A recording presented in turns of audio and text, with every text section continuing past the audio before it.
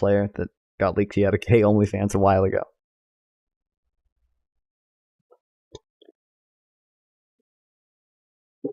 That stuff seemed wild to me.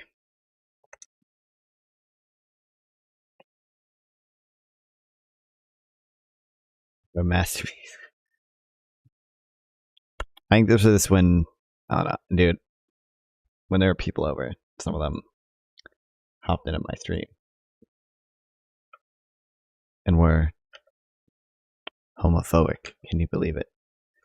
Okay.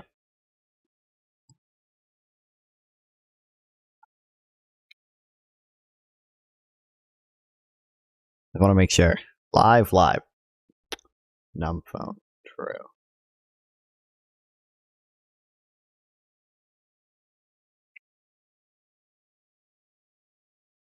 Okay, I think we're good. For real this time. I think we're good. I just gotta activate the Facebook chat and the Instagram chat.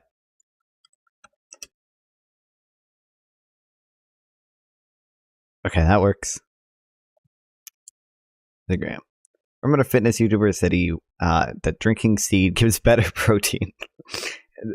The video with a guy where he drank from the cup. I don't remember specifically that. I do remember there was a awesome Barracks. I do remember there being a woman who would make like protein shakes from seed. Let me just make sure the horizontal chat is working too. Okay, good. What's your favorite fitness influencer? I don't watch fitness stuff. Belle Delphine. I count her work as fitness influencer stuff. I think that's fair. Do you like the seed? Seed, like, come. Oh, by the way, we have a non-fun seed reveal. We have a, you can see below me, donation goal. I came up with an idea for a stream. Realistically, I'll probably do it regardless of whether we hit the donation goal or not. But I'm not going to do it for a little bit, for a few days at least. So I wanted to squeeze some money out of it if I can. I want to play either all of Sonic 06 or all of Sonic Boom Rise of Lyric in one sitting on stream. I've never really played a Sonic game before, and those are the two worst Sonic games, so I thought it'd be funny. What color is your seed? Alternative entertained. Show seed. Can we get /seed in the chat? Okay.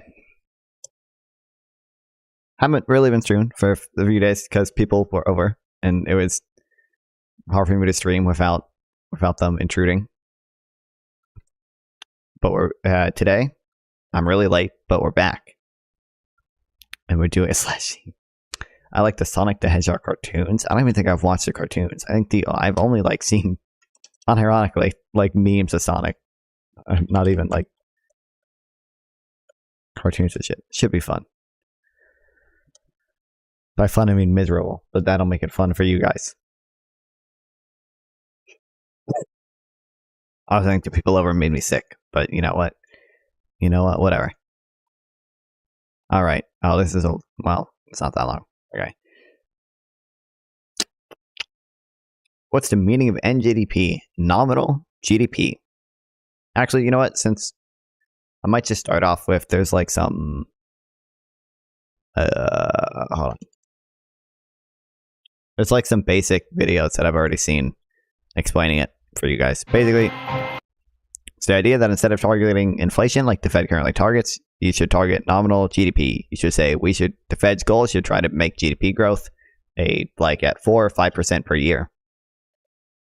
I think they would, in theory at least, still look at inflation, but they wouldn't have like an actual inflation target. It's just during periods when inflation is high, they would when nominal GDP growth is above target, like let's say nominal GDP growth is at 5 or 6%, then there's greater sensitivity for inflation to say, okay, maybe we can raise rates to slow this inflation and hopefully not harm nominal GDP too much. So they would still at least look at inflation. It'd just be like, I think they say it's asymmetric. They only really look at it if nominal GDP growth is above target. Anyway.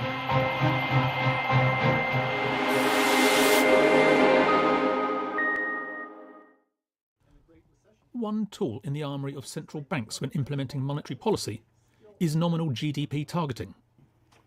IEA TV quizzed Dr. Scott Sumner from Bentley University about what this involves. Nominal GDP targeting is where the central bank sets an explicit What are the best instruments to measure growth of living standards and life quality? Some combination of GDP per capita and HDI, Human Development Index. Sometimes called nominal income. In my opinion. It could be 5% growth per year, and that represents the total real GDP. Hold on. You should look at, for quality of life, it's real GDP per capita adjusted by purchasing power. Pound spending in the economy, but it also represents the current income in the economy. So the idea is to have that grow at roughly 5% per year over time and adjust monetary policy to keep that nominal spending growth on target. What monetary policy tools does the central banks have when the interest rates are almost zero? When interest rates have been reduced close to zero, there's several possibilities. One is that the central bank could engage in quantitative easing or injecting new money into the economy. There's also the possibility to use expectations management. And this would be where the central bank sets I need to fix my lighting. Future policy when interest rates have normalized. So even though at zero they have trouble operating, at some point in the future interest rates will rise above zero. Central bank will again have control over spending. And if they promise at that point to raise spending to a certain level, just that promise will affect current spending because it'll make people more optimistic about future growth in the economy. What are the advantages of nominal GDP targeting? Also, grilled cheese, I beg of you. I'm streaming horizontally too. You can watch the horizontal stream on YouTube. It's also on YouTube. Watch the horizontal stream, and it's way better, dude. Inflation targeting. The advantage of nominal GDP targeting over inflation targeting is that nominal GDP is a better indicator of what you're really trying to stabilize, which is what economists call aggregate demand. And inflation can reflect either supply side factors or demand side factors. Why is this fucked? You'd actually, those have very different implications for the economy. So if inflation is rising due to supply side factors, weak technology growth or high oil prices, the central bank really shouldn't be tightening monetary policy for that. They should central bank can manipulate the data in any significant manner for the indicators that you suggested. Nominal GDP target. No, I don't think the central bank.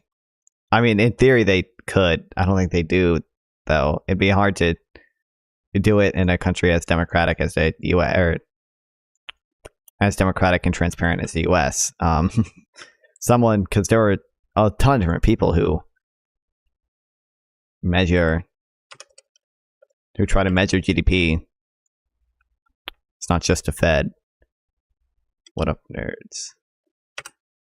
Targeting does is it essentially has the central bank focus on the thing that really matters for, say, employment stability or smoothing out the business cycle. And nominal GDP is a variable that is better correlated with stability in the labor market or smoothing out the business cycle and also smoothing out the credit cycles. We've learned that inflation targeting does not prevent these huge boom and busts in the credit markets.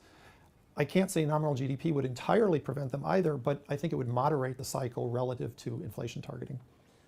If nominal GDP targeting had been used in the run-up to the financial crisis, would the boom have been moderated?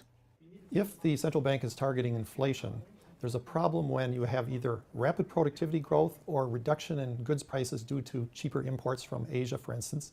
Either of those factors will sort of artificially hold down inflation. And then the central bank is, by targeting inflation, they're adopting more expansionary monetary policy. That causes real growth to rise and the economy can overheat.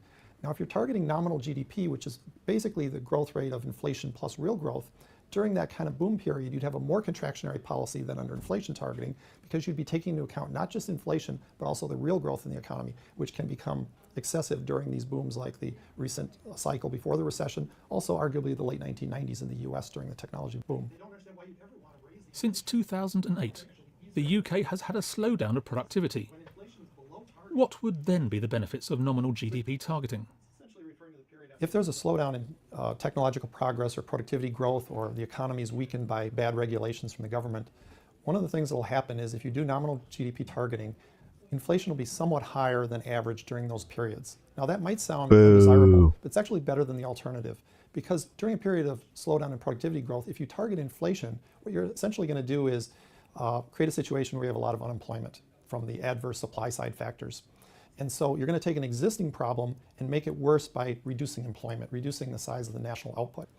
It's better to sort of finesse the problem by targeting nominal income, and you take the hit through slightly lower living standards. So you keep nominal income growing at a stable rate, workers remain employed, their wages go up at a relatively stable rate along with nominal income, but because the cost of living is rising above normal, their real consumption will have to fall. So the way the economy suffers in that situation is not through mass unemployment, but just through slightly lower living standards of people already working. And then other times inflation will be below average with nominal GDP targeting, so it'll balance out in the long run. Now, if there's a relatively permanent change, says bullshit. What is he saying that is wrong? I mean, he's just like there's room for reasonable disagreement with nominal GDP targeting, but I don't, like, he hasn't said anything outright wrong. He played last minute. What are you saying, that inflation, that you'll get higher inflation, but it's better than the alternative because you're not dampening productivity? And you take the hit through slightly lower living standards. So you keep nominal income growing at a stable rate, workers remain employed, their wages go up at a relatively stable rate along with nominal income, but because the cost of living is rising above normal, their real consumption will have to fall. So the way the economy suffers in that situation is not through mass unemployment, but just through slightly lower living standards of people already working. Like, you can say, dude, there's freaking another fly in my room. This approach bad? What's so bad? What's so bad about this approach? Oh, I didn't even see you reading Bikini Woman.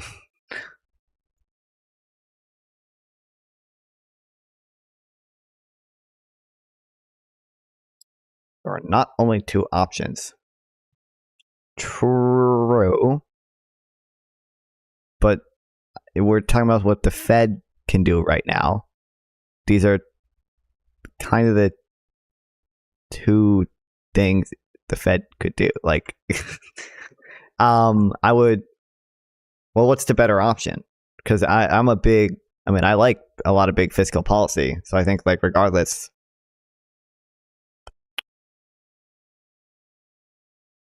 the only approach is this bad one. The approach will intro.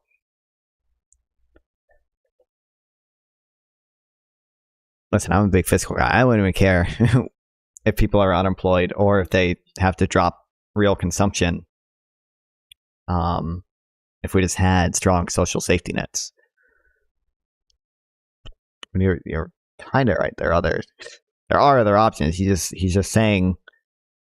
He's laying out the case for NGDP targeting, and he's saying NGDP targeting would lead to this happening over the alternative. It would lead to lower real consumption over the alternative of higher unemployment. And then other times inflation will be below average with nominal GDP targeting, so it'll balance out in the long run. Now, if there's a relatively permanent change in the rate of productivity growth or real GDP growth in the long run, the nominal GDP target could be adjusted occasionally to reflect the fact that productivity growth is slower or higher than it's been in the past, and that would help you to keep inflation relatively stable in the long run. My personal view is it's not necessary to do that. It's enough to target nominal income at a steady rate, and that gives you a nominal anchor to the economy.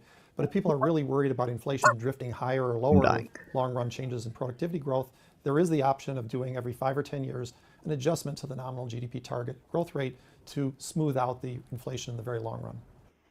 What growth targets would you suggest a central bank to undertake? If the Bank of England were to... Hold on, I should have been taking... I've already seen this video, but... Jesus, it's still loud. Okay.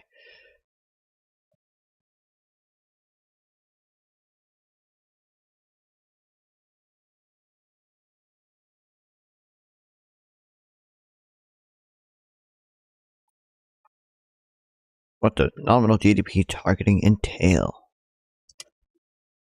Oops. Oh, Notion.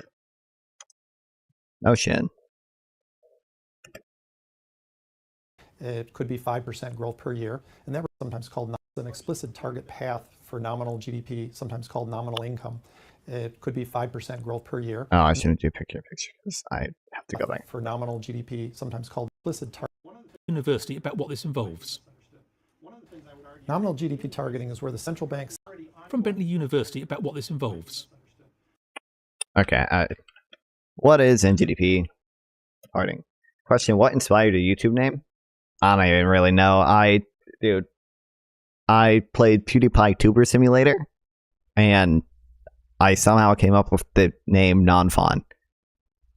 We'll start by implementing mass living standards increase by guaranteeing meals, revitalize urban areas, services plus medium. Bro, we're talking about monetary policy right now.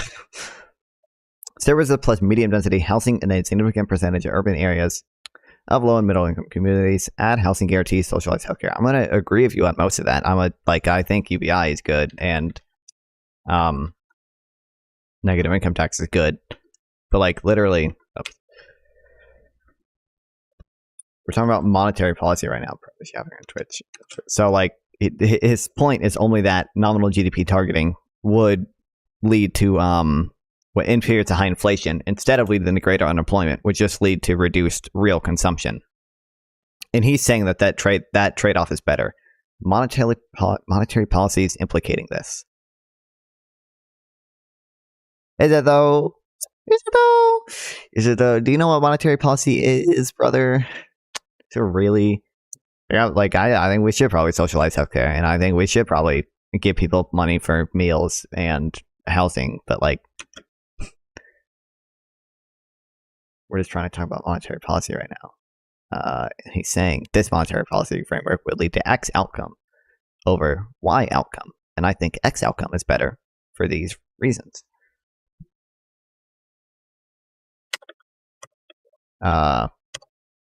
NGDP targeting is Nominal GDP targeting is where the central bank sets an explicit target path for nominal GDP, sometimes called nominal income. the central bank sets an explicit target growth rate, nominal GDP.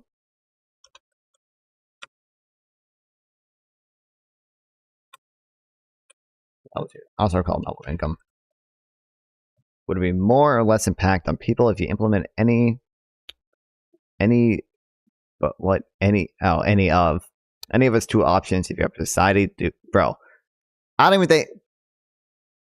Do you think the thing you're researching is literally the most important thing? That's like literally what he's saying right now. No, I don't think. Like, I think obviously the policies that you propose are going to be way more radical than switching the central bank target.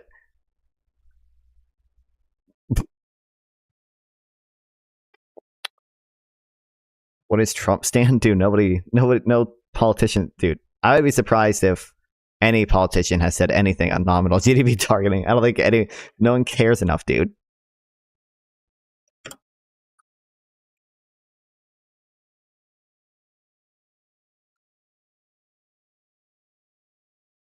Income.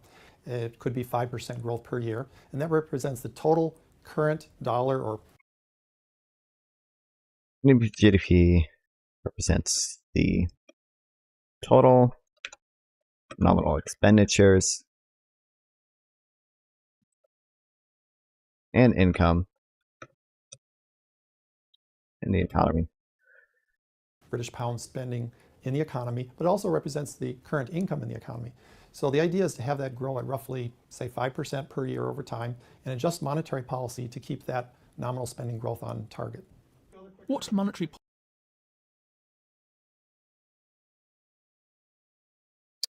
What does JJBA stand for? No clue. policy tools does the central banks have when the interest rates are almost zero? Central bank have the zero lower bound. This is not even directly related to NGDP targeting. But I think part of the argument for NGDP targeting is that it will probably avoid reaching the zero lower bound. When interest rates have been reduced close to zero, there's several possibilities. One is that the central bank could engage in quantitative easing. quantitative easing. Hey man, what's up, Adarsh Mathaholic? Welcome to the stream. Oh shoot, but I clicked on that again. God damn it. Higher cost of living and less inflation would be burdensome if cost of basic life needs are decommodified. True. Non-growth domestic policy. What? Oh, NGDP. It's nominal GDP, not non-growth domestic targeting. Sorry.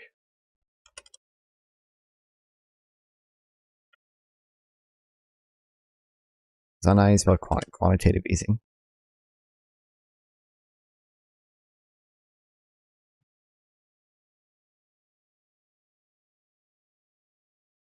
Easing or injecting new money into the economy.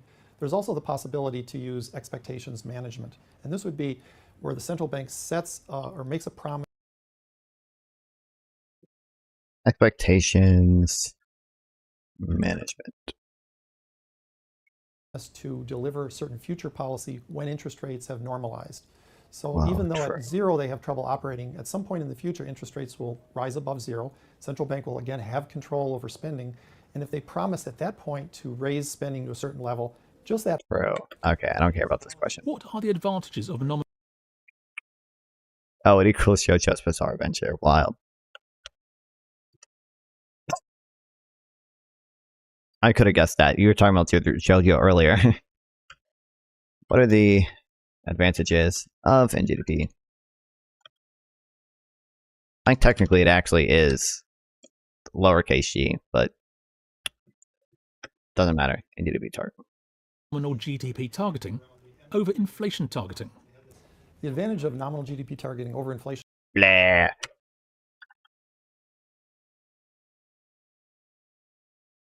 targeting is that nominal GDP is a better Basically, indicator of he wants central banks to have too much impact on people's lives. Whoa. He want to be. All he's doing is changing the central bank's target. It's not giving the central bank any more control over people's lives. That's not true at all. If he implements any part of its present system, true. of what you're really trying to stabilize, which is what economists call aggregate demand. GDP is a better indicator of aggregate demand, which the Fed, or which the central bank, because we're not just talking about America, it's which the central bank tries to stabilize. And inflation can reflect either supply side factors or demand. Inflation can be both demand, or as I say, can be come from demand or supply, and central bank should only focus on demand. Interest rate changes should have as little impact on living standard of majority as possible. Wait, did I read that? Interest rate change should have as little an impact on living standards of majority as possible. I mean, that's what they try to do. They try to get the greatest benefit for the least cost. They try to have the lowest amount of people unemployed to reach 2% inflation. That's what they are currently trying to do. And side factors. Those have very different implications for the economy. So if inflation is rising due to supply side factors, weak technology. Different. Inflation rises due to supply side factors.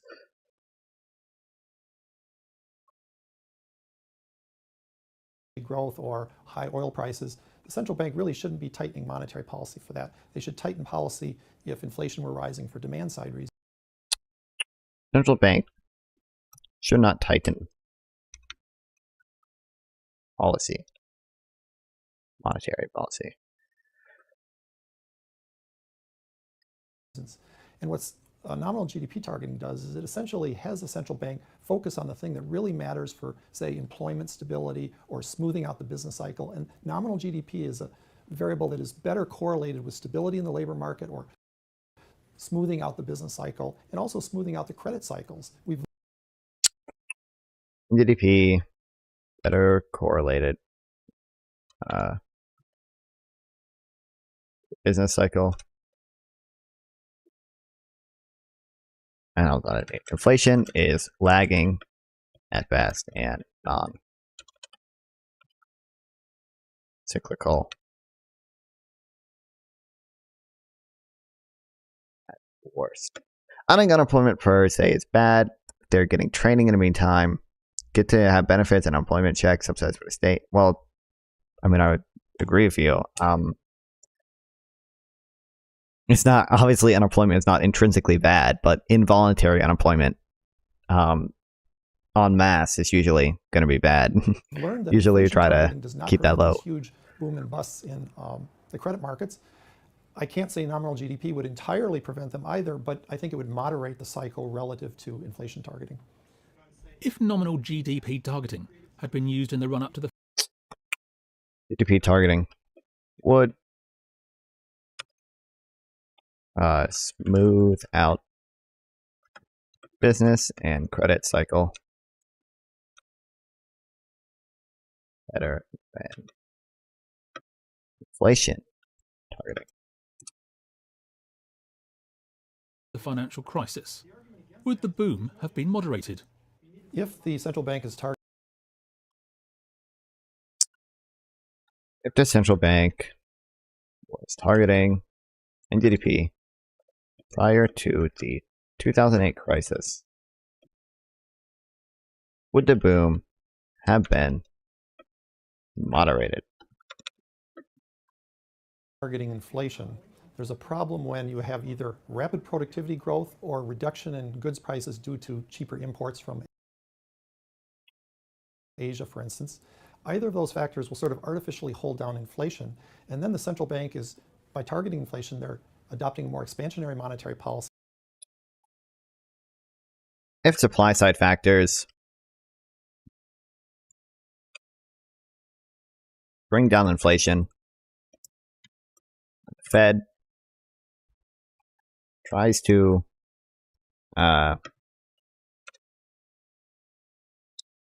lower target rate.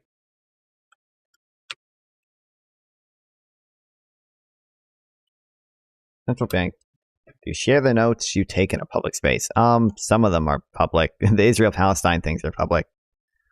I could make these public. I guess I can make them public after I finish them. But they are. I share my notes when I share them in my Discord. There's a notes channel.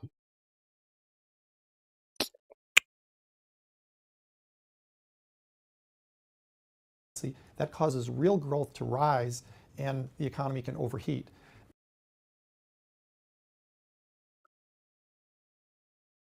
They engage in expansionary policy, causing the economy to overheat. Now, if you're targeting nominal GDP, which is basically the growth rate of inflation plus real growth, during that kind of boom period, you'd have a more contractionary policy GDP is than under rate of inflation. The economy can overheat. Now, if you're targeting nominal GDP, which is basically the growth rate of inflation plus real growth. I think people say like NGDP is technically real GDP times inflation, which is kind of half true. It's a useful way of thinking about it, but it's not always entirely true. But whatever. During that kind of NGDP is inflation plus real growth.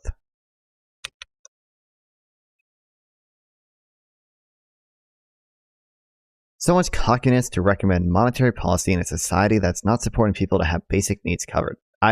What point, bro? On part of economist.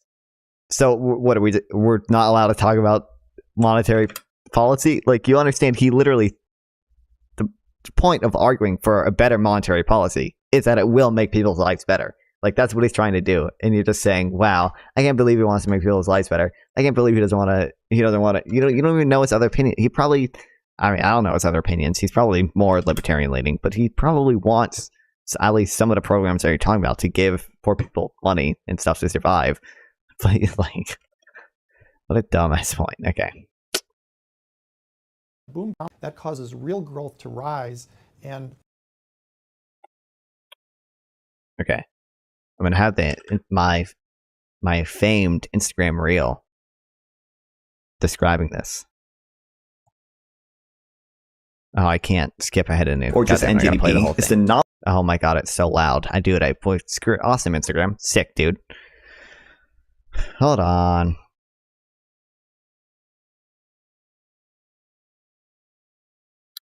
Oh, but if I do that, you won't be able to. Okay, fuck it. Let's play the reel, dude. Or just. Okay, no, I don't care enough. I know what the reel says. Okay. NGDP, because I wrote it. NGDP. Basically, kinda. Real growth plus inflation.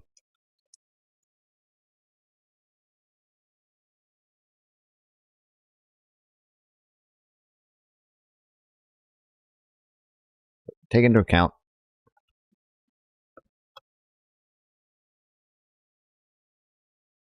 where inflation is coming from.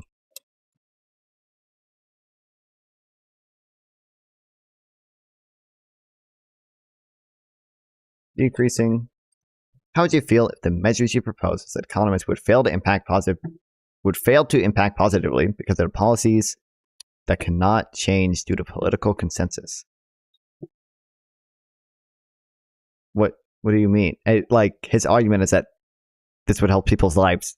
I think this probably. I mean, obviously I haven't done the reading yet, but from what I have read, I think it probably help people's life regardless of whether or not we do expansionary fiscal stuff too.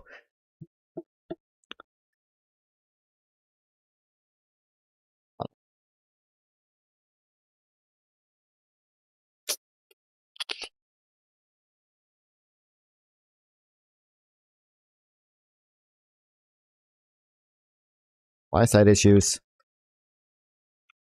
are not issues. Supply side growth, really.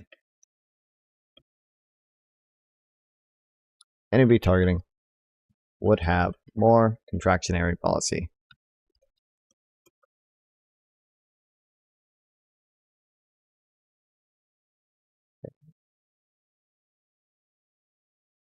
Inflation targeting would. the economy can overheat. Now, if you're targeting nominal GDP, which is basically the growth rate of inflation plus real growth, during that kind of boom period, you'd have a more contractionary policy than under inflation targeting, because you'd be taking into account not just inflation, but also the real growth in the economy, which can become excessive during these booms like the recent cycle before the recession, also arguably the late 1990s in the US during the technology boom. Since 2008, the UK has had a slowdown of productivity. What would they... Since 2008, UK has had a slowdown in productivity. then be the benefits of... What would then be the benefits of NGDP targeting? I think this video came out a while ago. Yeah, 7 years ago. The UK's productivity is still stagnant. nominal GDP targeting. If there's a slowdown in technological progress or productivity, They had growth austerity and or the conservatives in economy- power. True, they fucked themselves so bad with the austerity, dude. That's why our growth is so much higher than their growth. my favorite graph. I do the amount of times I've brought up this graph.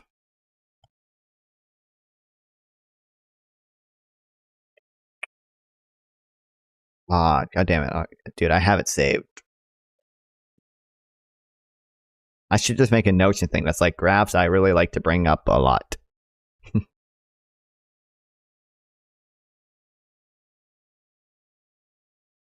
But yeah, they're way. Their growth is way worse than ours. We're actually like back on our pre-2008 trend right now, post a COVID stimulus, and they've just stagnated.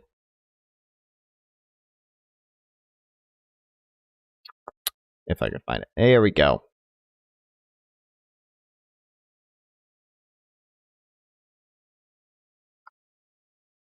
Look at that. Oh, they're so fucked, dude. Look at us, right back on trend post-COVID. Damn.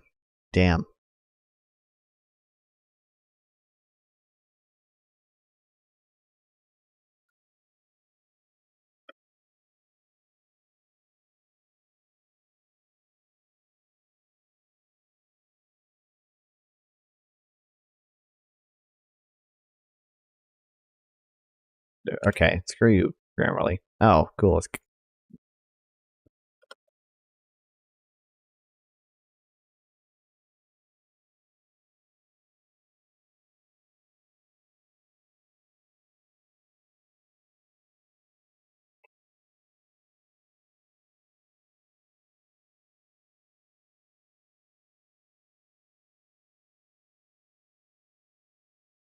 Economy is weakened by bad regulations from the government. One of the things that will happen is if you do nominal GDP down to productivity. What would then be the benefits of nominal GDP targeting? If there's a slowdown in technological If there's a slowdown in, what does he say, technological progress? productivity growth. I was saying productivity. Productivity, growth. Or the economy is weakened by bad regulations from the government. One of the things that will happen is if you do nominal GDP targeting, inflation will be somewhat higher than average during those periods. It'll be targeting. We'll keep inflation somewhat higher during those periods. Now that might sound undesirable, but it's actually better than the alternative because during a period of slowdown in sorry, but it's better than the alternative.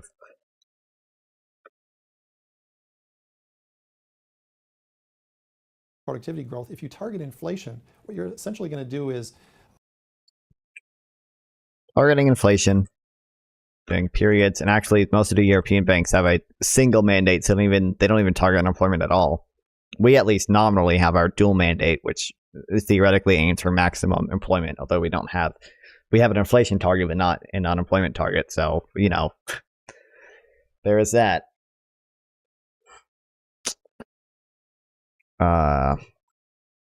create a situation where you have a lot of unemployment. Periods of slow productivity.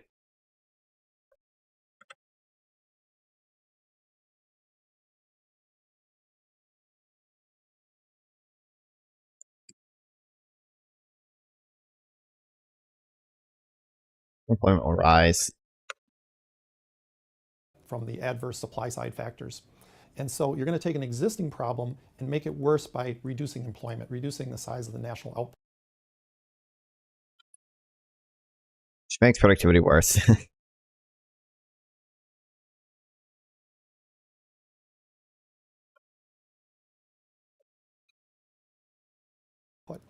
It's better to sort of finesse the problem by targeting nominal income, and you take the hit through slightly lower living standards. So you keep. I got to target NGDP. Take the hit. All right. I'll say.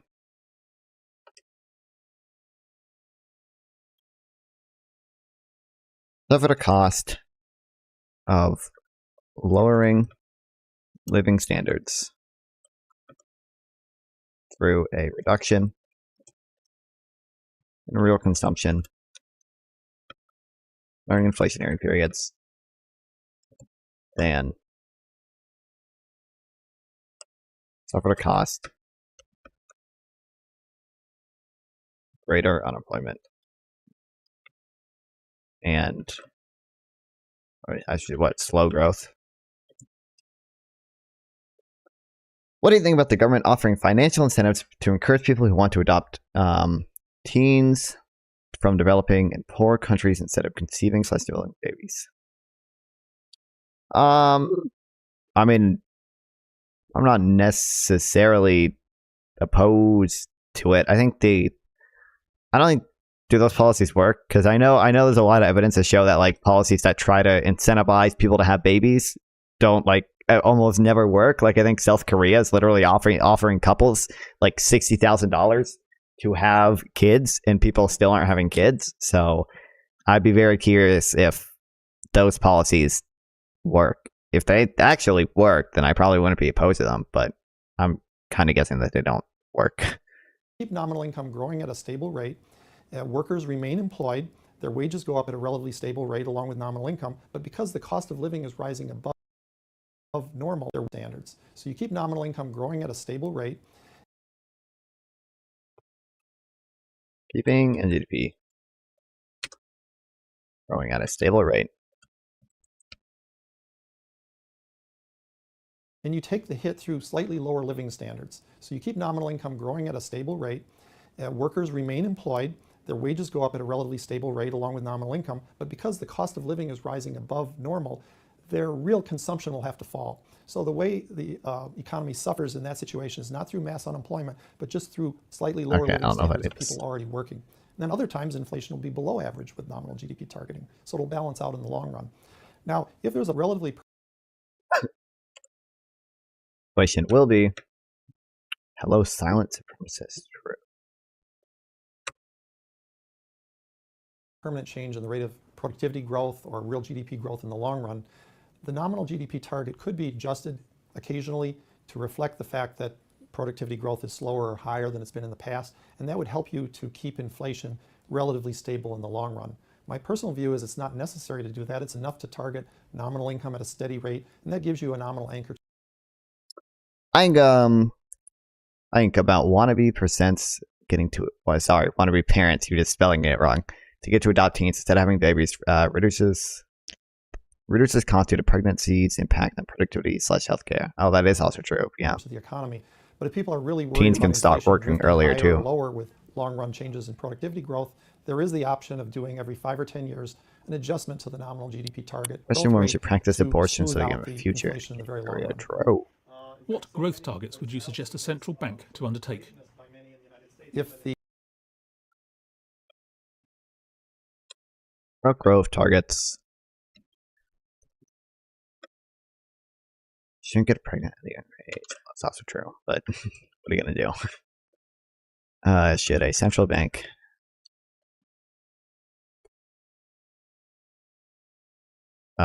target use? The Bank of England were to adopt a nominal GDP growth target, I would recommend a figure around 4 to 5% okay, I don't even know if I need this as a trend growth rate. The advantage of a higher number is twofold. You're more likely to avoid the so-called Western women should stop making babies. I can't, dude. I don't know. We're due. Twitch chat is going to devolve real quickly if we go on this topic.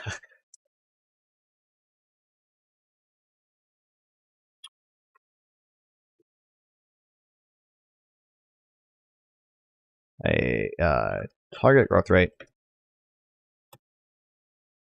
of about 4 to 5% would be best.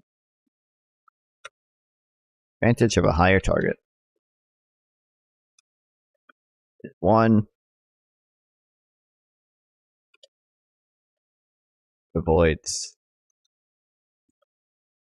called liquidity trap, where interest rates are 0 and it's difficult to do monetary policy. Liquidity traps at a 0 lower bound. 2. Also, it keeps the labor market sort of lubricated because you don't have to do wage cuts in declining industries. You sort of lower real wages through a little bit of inflation. Keeps the labor market, I mean, he said lubricated. Wages decline through inflation instead of wage cuts. By the way, chat matters because wages have substantial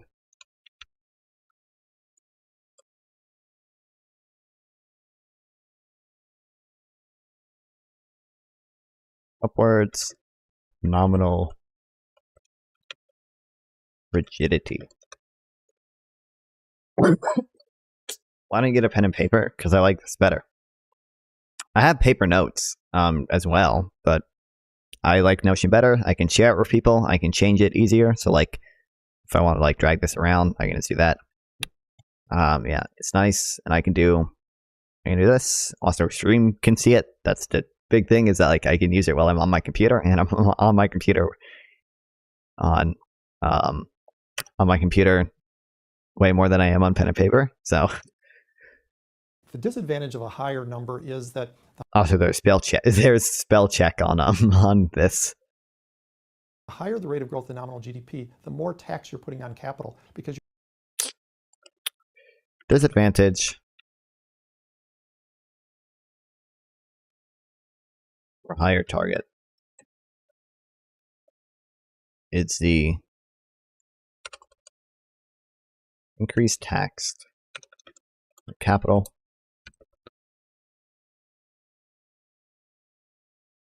you're taxing to some extent inflated gains, and that distorts the tax system and punishes savers and investors to some extent. So you don't want a too high rate of growth inflation. The disadvantage of a higher number is that the higher the rate of growth in nominal GDP, the more tax you're putting on capital, because you're taxing to some extent inflated gains. And I don't know if I fully understand what he's saying here. Since you're taxing inflated gains, which penalizes savers.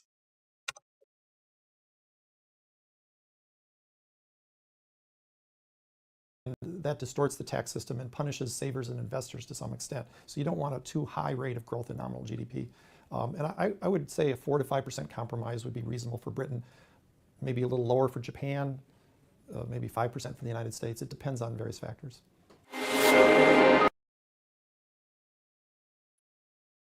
Woohoo. Capitalism. True. Based. Can we get some subs for that one, chat? Intelligent commentary there.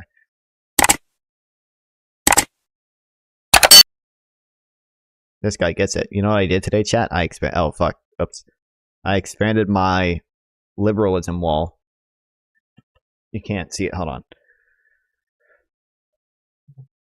I have that,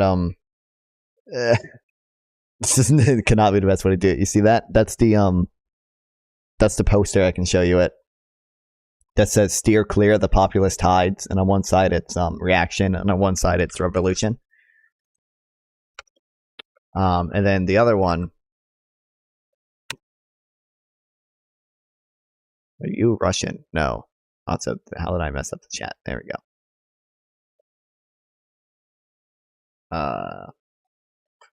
And on the other one, this is that one. What's your ethnicity? I'm like mostly Western European. I think I'm mostly French, German, and Irish. What was I going to say? Oh, and then the other one is something I just got today, actually. It's this newspaper from the Prague Spring. When the Soviet Union, you look Eastern European based. From when a bunch of Warsaw Pact countries invaded to stop the reforms, the democratic reforms that were going on in Czechoslovakia.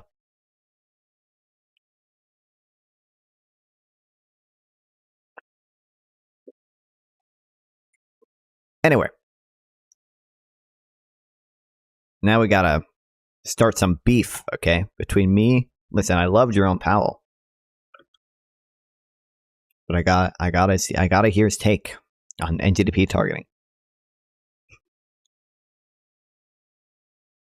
Okay, the case for nominal GDP targeting or apply to Fed. Oh wait, shit, I forgot it, guys. Sorry, I'm so sorry.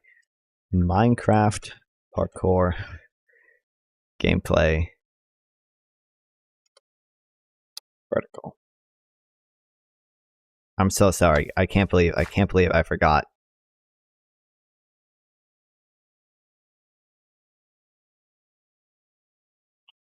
There you guys go. Can't believe I forgot. Okay, don't worry. You guys got it now. Okay. At 40, Cato introduced 40th Anniversary Monetary Conference held virtually on September 8th. Fed Chair Jerome Powell stated, what's this link to? Don't care. We've got a dual mandate, maximum employment and price stability, and it comes down to, is nominal GDP targeting the best way to promote that? We don't think it is. I don't think it is. And as part of that is that it would be very difficult, I think, to explain to the public the relationship between a nominal income target to those goals. It's just a level of complexity that even some economists and policymakers struggle with, let alone the general public. So it seems like it would be a reach to have that be our fundamental framework.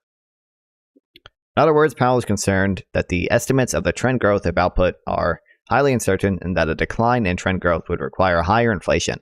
Thus, under NGDP target, he thinks that there would be a communication issue as well as big chances to policy errors because we just don't know enough about any of the starred values, e.g. equilibrium values of real output, employment, and interest rates.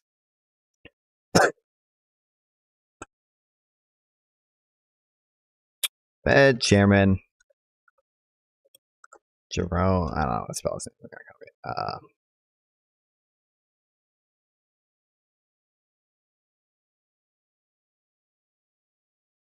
Jerome Powell expressed concern over an NGDP targeting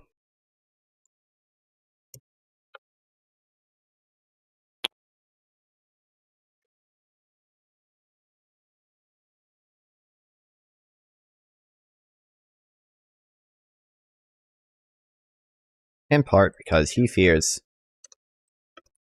it would be hard to communicate to the public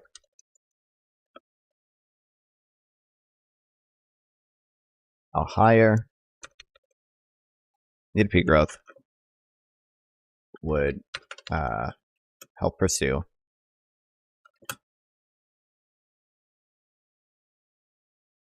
maximum employment and stable prices. Dual mandate requires.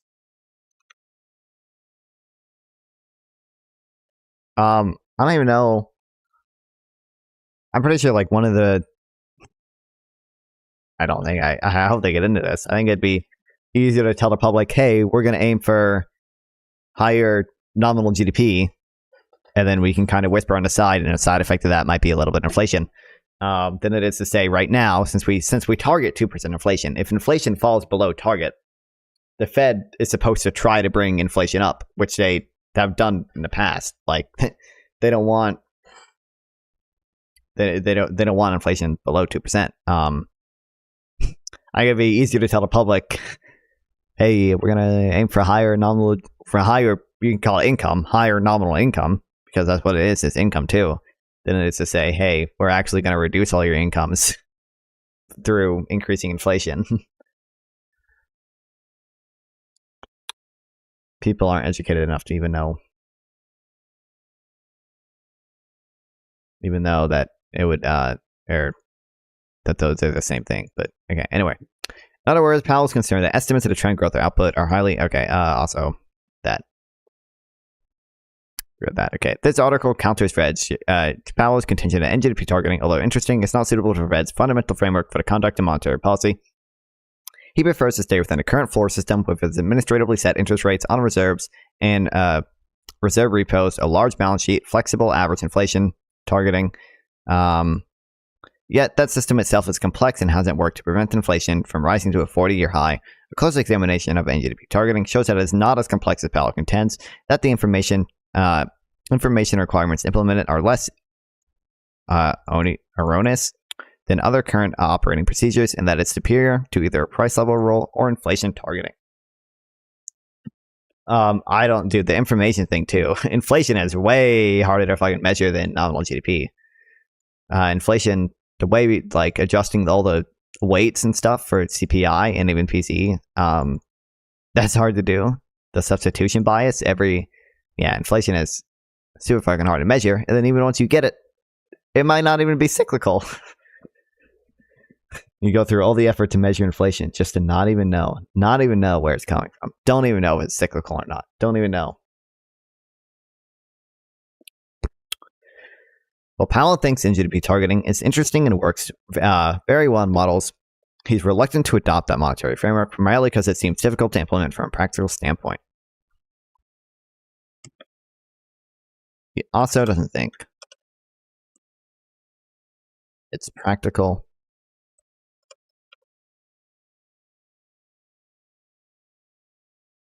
to implement in the relevant data.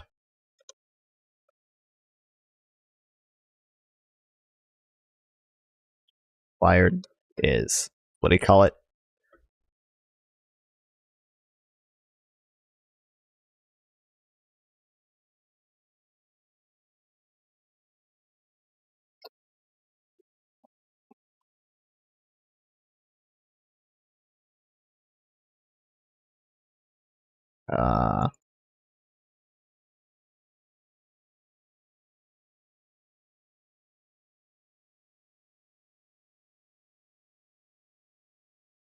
How do you call it something? Communication issue. Oh, highly uncertain.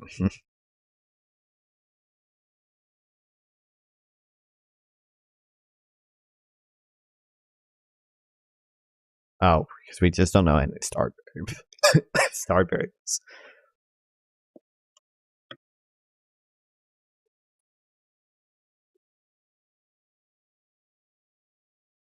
Not available.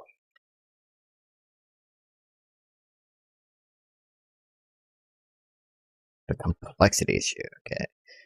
That decision echoes that Fed Chairman Ben Bernanke, who in his 2015 memoir wrote, nominal GDP targeting is complicated and would be very difficult to communicate to the public as well as to Congress, which would have to be consulted. However, it is not rocket science to tell the public that total spending is going to be kept on a stable growth path to say 4%, and that such a rule would also be consistent with the Fed's price stability mandate over the long run. It's not hard to communicate.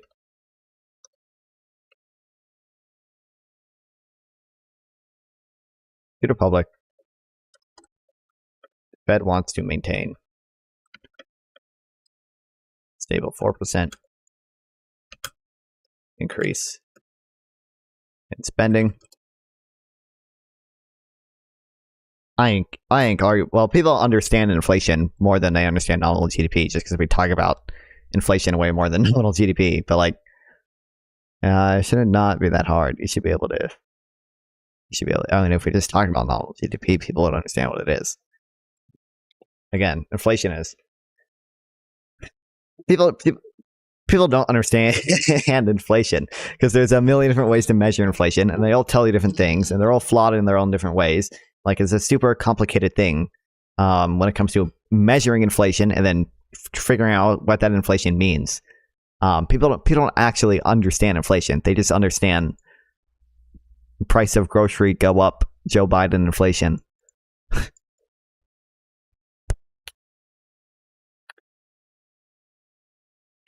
Public should welcome the goal of stabilizing the growth of nominal GDP as a long-run policy objective. If the trend growth rate of real output is 2%, then long-run inflation will end up being about 2%. The benefits of NGDP target, the benefit of an NGDP target regime, preferably a level target, makes up for misses, is that it increases public confidence that the Fed will not move in the wrong direction when supply shocks occur under either price level target or inflation target.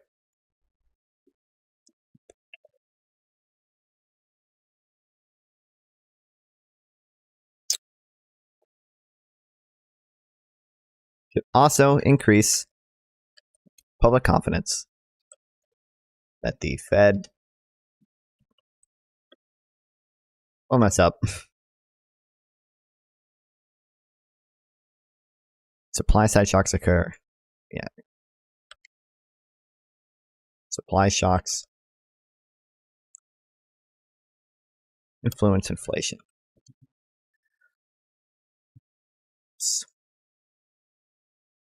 Such a regime does not depend on interest rate manipulation or knowledge of potential output. only depends on the willingness of the Fed to allow the money supply to respond to changes in the demand for money balances in order to keep NGDP on track. When output growth falls below its potential, inflation would increase until output returns to long-run potential growth.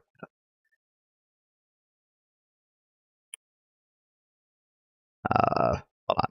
My brain is not braining right now. Output. Real GDP falls. Okay, whatever. Hold on. I'm used to the example being the other way around. I think when I first heard the example, where it's inflation falling and real GDP stays the same, which means that nominal GDP stays unchanged, blah, blah.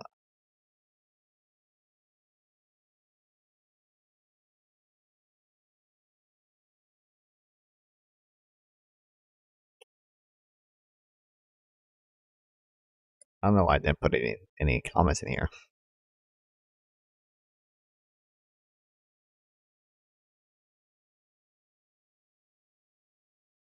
Okay, Clive Crook, former deputy director of The Economist, deputy editor of The Economist, and now with Bloomberg, has argued that the simplest way to improve monetary policy is to adopt NGDP targeting rule.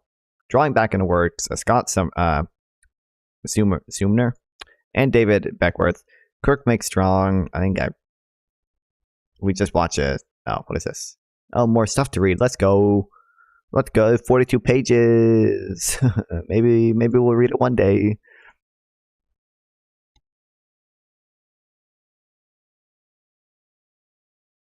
I probably already have this in my notes. Is this another thing? It would not surprise me if I already had these in my notes. But we'll put them here. Also, they are in the wrong place. It should be in my notes folder, but you know what? I'll fix it later.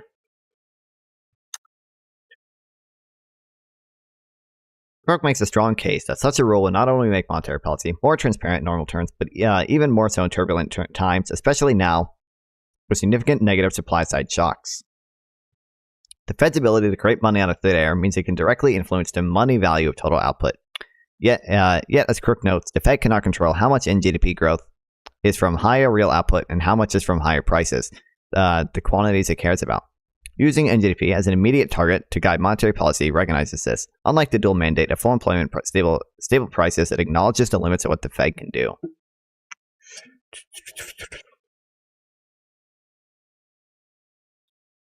NGDP acknowledges the limits of what the Fed can do. I spell like I don't know how to spell acknowledges, bro.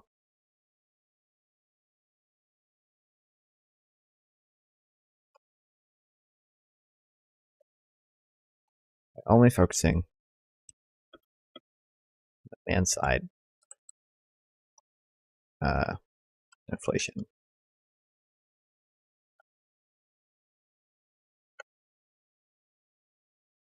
Fed cannot determine real variables like output and employment in the long run, but it can set a target path for GDP with a 4% nominal GDP growth path. A negative supply shock that reduces output growth by 2% would lead to an inflation rate of 6% until actual output growth normalized to its 2% target rate. Hold on.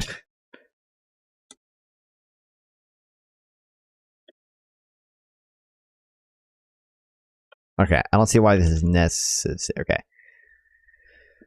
With a 4% nominal GDP growth path, a negative supply shock that reduces output growth by 2%, so basically real GDP is going down by 2%, would lead to inflation of 6% until actual growth normalized to its 2% inflation rate. Hold on. This is what we have AA for. Make this make sense to my dumb, small pea brain.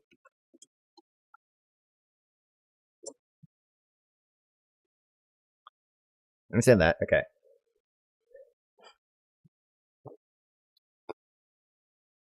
Negative supply shock, I know that. Okay, in this scenario, the negative supply shock reduces real output growth by 2%. So instead of the economy growing 2% in real terms, it's not growing at all.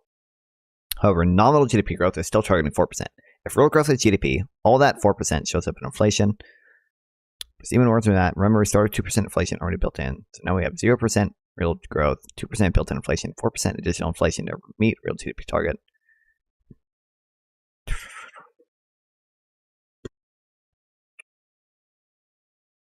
In other words, the economy can produce as much as expected, but we still aim for the same growth in money terms. Prices go up more to make up for the difference. Hey, are you going to play Once Human? It's coming out tomorrow. I have not heard of it.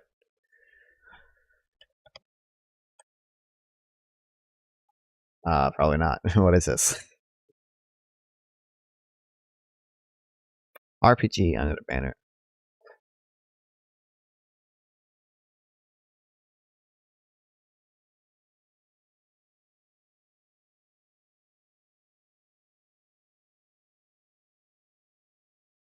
Yeah, I think ChatGPT is going to be more useful for this. I have no clue what this is. Is this multiplayer? I might. Yeah, it's co-op. And maybe my friends play it. Someone to Fallout 76. Well, I gotta play it then.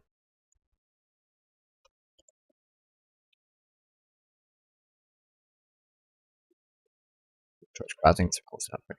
You know, I gotta play Sons of the Forest again because I played it when it first came out, but they have updated it a lot since then. Okay, negative supply shock reduces output.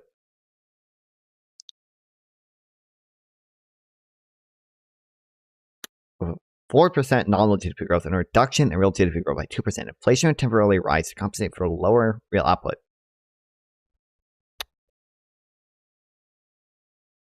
However, until actual output growth normalizes back to its trend rate of 2%, inflation would temporarily increase to 6%.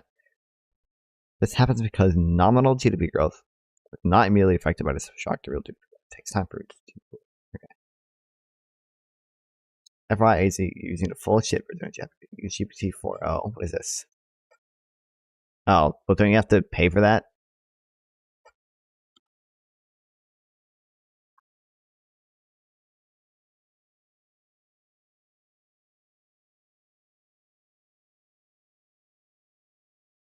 Yeah, this is a 3.5. I can't. I'm not paying for it. I've used this before. And if you run out of tokens, you have to pay for it. Well, how do you get? Don't you have to pay for tokens? You probably won't run out. Didn't it just tell me to pay for it, dude?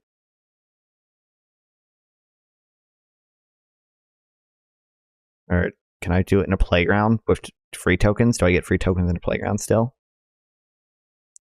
Hope they give you free stuff.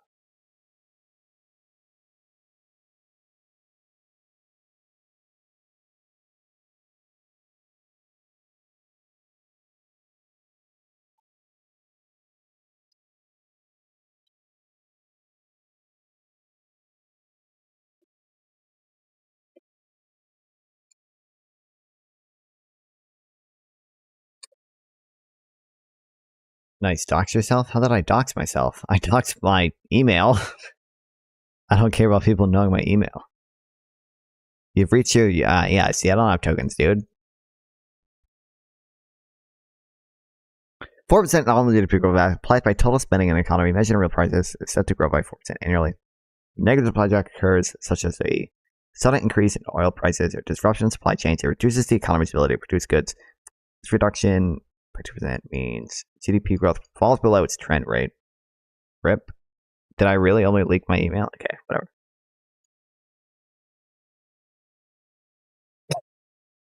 Given the nominal GDP growth target of 4%, if real output drops by 2%, the remaining growth must come from inflation to maintain the nominal GDP growth path. Mathematically, if NGDP grows with some real GDP. So it's just saying the Fed. Okay, I thought I was saying something else. 4% nominal GDP growth and real output growth is 2% below trend. Inflation must rise to 6% to keep NGDP growth intact. Okay.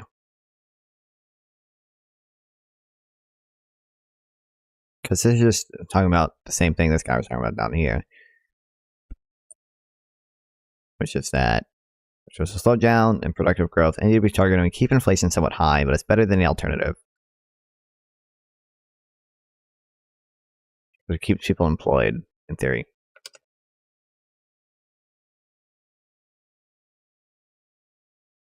Anyway.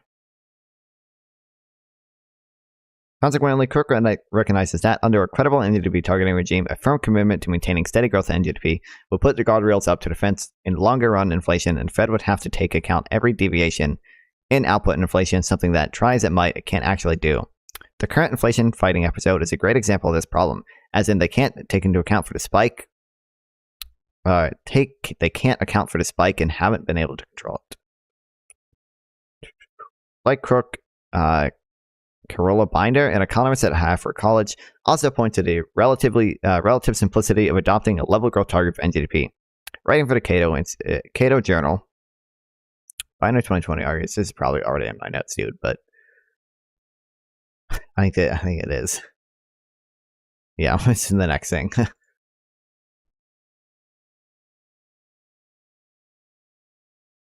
Anyway. The single explicit numerical target associated with NGDP price level targeting. NGDP level targeting.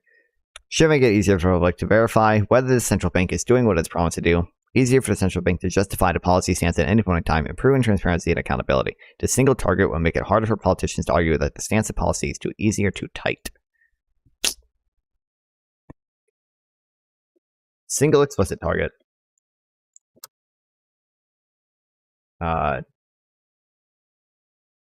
Numerical target should make it easier for the Fed or for the public to see if the Fed is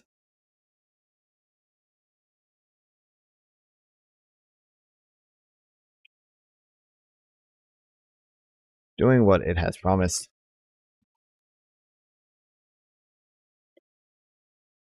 And for the Fed to justify its decisions.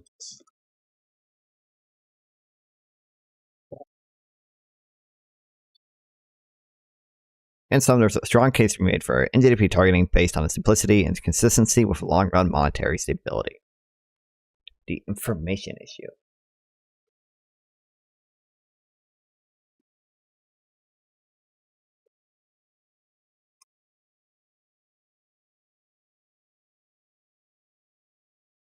Major benefit of NGDP targeting is that the information requirements to operate such a regime are less erroneous than alternative approaches that require assumptions about the real equilibrium interest rate, known as R squared, and the natural rate of unemployment, known as U star.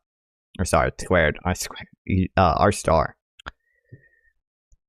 Feedback rules such as the McAllen rule offer a superior alternative to the Fed macro models, which have proven to have large forecast errors. That's one way of putting it. Another way of putting it is natural rates are dumb and bullcrap, and I hate natural rates, and every natural rate should jump off a bridge. That's a little harsh, but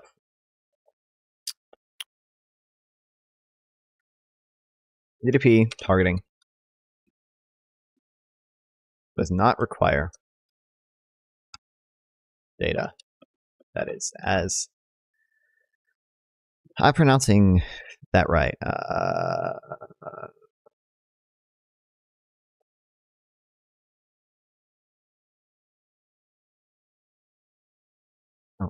Oh my god.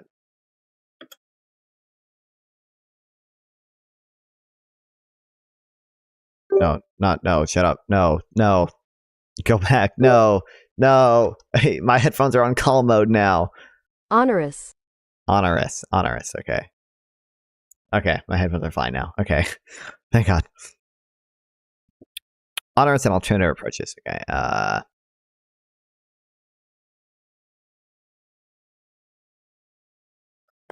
I'll use troublesome.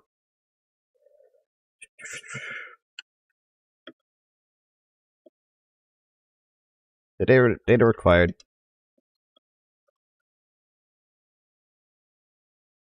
Current Fed framework.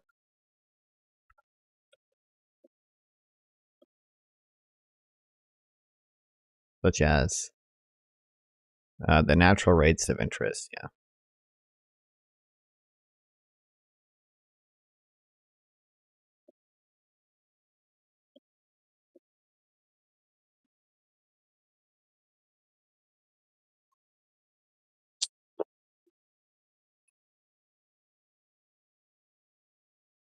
Shouldn't even be Keynes. I need to lay out my notion better. We'll figure it out.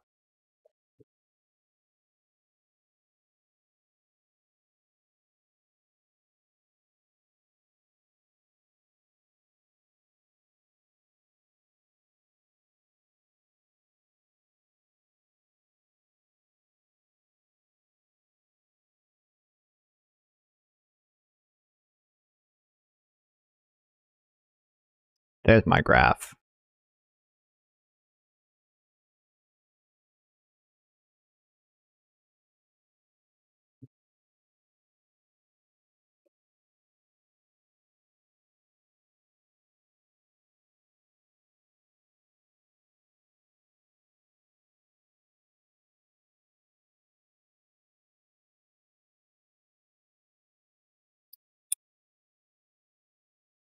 What is this one? Monetary policy rule, blah, blah. Use the formula set an operation target for monetary base. Based on a recent average velocity of money to current NGDP and the desired nominal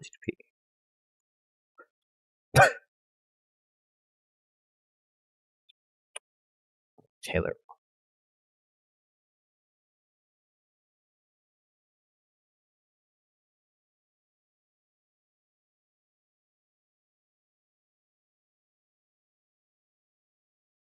Okay, don't care. We'll do the Taylor rule later. 1987 article. Bennett McCallum, an economist at Carnegie Mellon University, noted that the basic idea underlying the McCallum rule is that since economists do not understand how nominal demand changes are divided between inflation and output growth, the most useful thing that monetary policy can accomplish is to keep nominal demand growing smoothly at a non-inflationary rate. To do so, he selected the monetary base, i.e. currency, plus bank reserves as the primary instrument of monetary policy because the Fed has direct control over that variable. In his specification, the Fed will increase the velocity-adjusted money supply whenever NGDP growth is below its long-run non-inflationary trend, and vice versa. Monetary authority would would have to estimate the correct value of response adjustment parameter to keep NGDP on a smooth growth path. However, the information requirement of his feedback rule is less demanding than the case of Taylor rule types relying on estimates of potential output R star. See that one, blah, blah, points out. McCallum rule, as opposed to the Taylor rule, is agnostic about the role of interest rate and changes in monetary transmission. Wait, was this the same?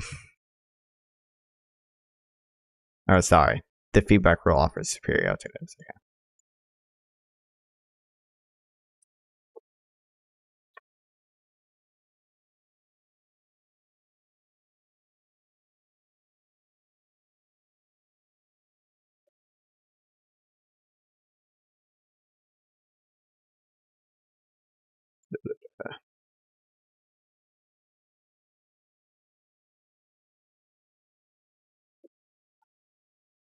Then the Feds. Current macro models.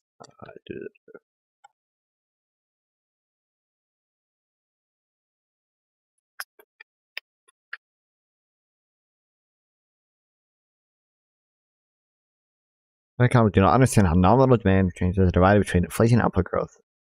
The most useful thing that monetary policy to accomplish is to keep nominal demand growth smoothly at a non-inflationary rate.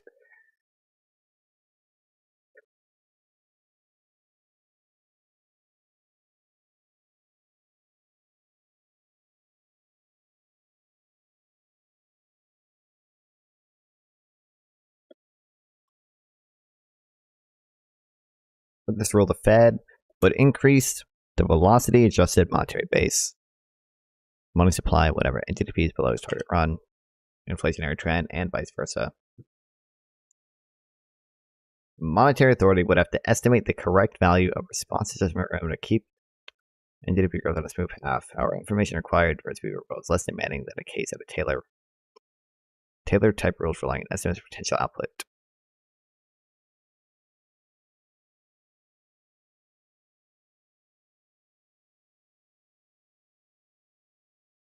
Finally, Beckworth and Henderson 2016 find that nominal GDP targeting reduces the volatility.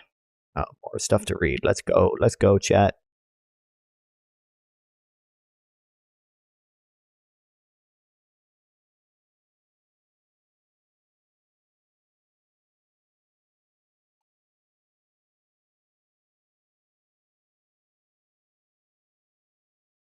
29 pages. I'm probably not going to understand half of this shit. So, yeah, like, what the fuck? What the fuck is this shit? Actually, I can probably understand some of this. This is R star. So, that's a what? Natural rate of output.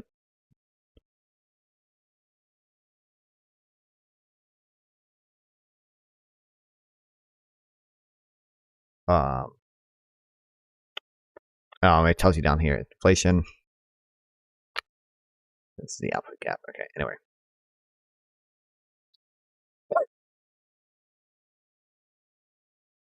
Reduce the volatility output gap, i.e. the difference between actual potential output and inflation in comparison to the case in which the central bank uses the Taylor rule with imperfect information about the output gap. Okay, well, this is just quoting. It's not really explaining why. It's just saying, well, they found this.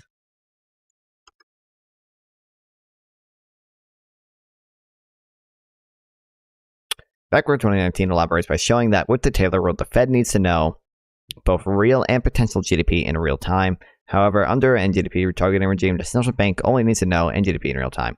Thus, the information requirements are greater for the standard Taylor rule than for an NGDP target. In sum, by limiting the necessity of estimating unobservable variables like R star and U star, NGDP targeting reduces the information needed to conduct monetary policy and keeps the economy on a stable path.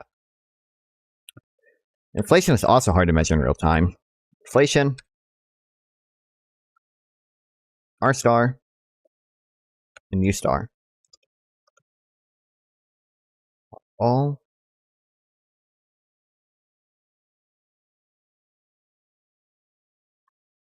I also mentioned output gap.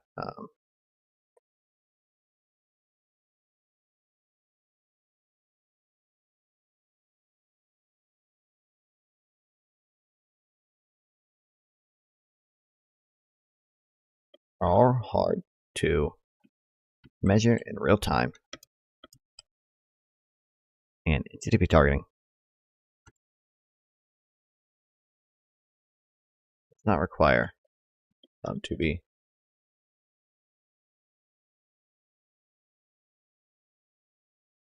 chooses the information needed to conduct monetary policy.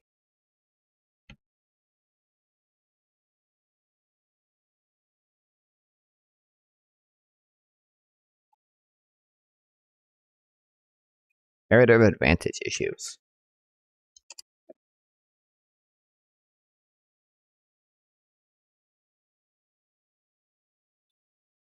In selecting a monetary role, Nothin pointed out three options. One, maintain a path at the price of some specific commodity, such as gold or some broader index. Two, maintain a path of some monetary aggregate, such as the monetary base, or M2. Three, maintain a path of some measures of total demand in the economy, such as nominal GNP or domestic final sales. He argues that any of these roles would be better than guidance based on interest rates or exchange rates, or any real variable, as the growth of output or the level of the unemployment rate. His preference, however, is for a demand rule that would target domestic final sales rather than NGDP. NGDP basically is domestic final sales, is it not? What? It's all the goods and services. It's all the final goods and services sold in a given year, right? Isn't that literally the definition of NGDP, of GDP? It's a value of all the final goods and services sold in a given year in an economy, right? Total monetary market value of all the finished goods and services within a country's border in a specific time period. Yeah. What? The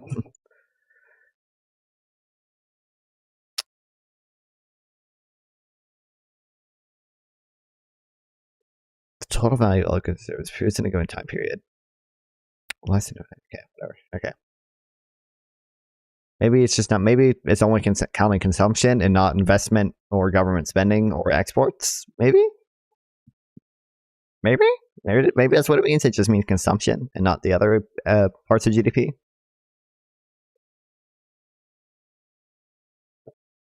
Okay. A demand rule is superior to a price rule because it does not lead to adverse monetary policy in response to unexpected, either favorable or unfavorable changes in supply conditions. Similarly, a demand rule is superior to a money rule because it accommodates unexpected changes in the demand for money. Likewise, Peter Ireland, a member of the Shadow Open Market Committee and professor of economics at Boston College. What is this?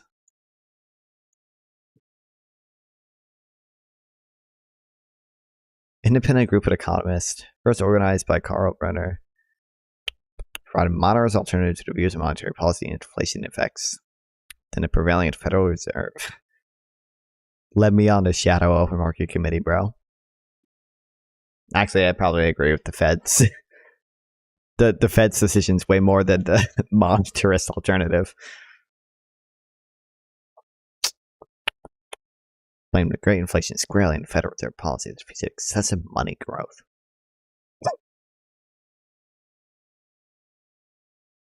Okay.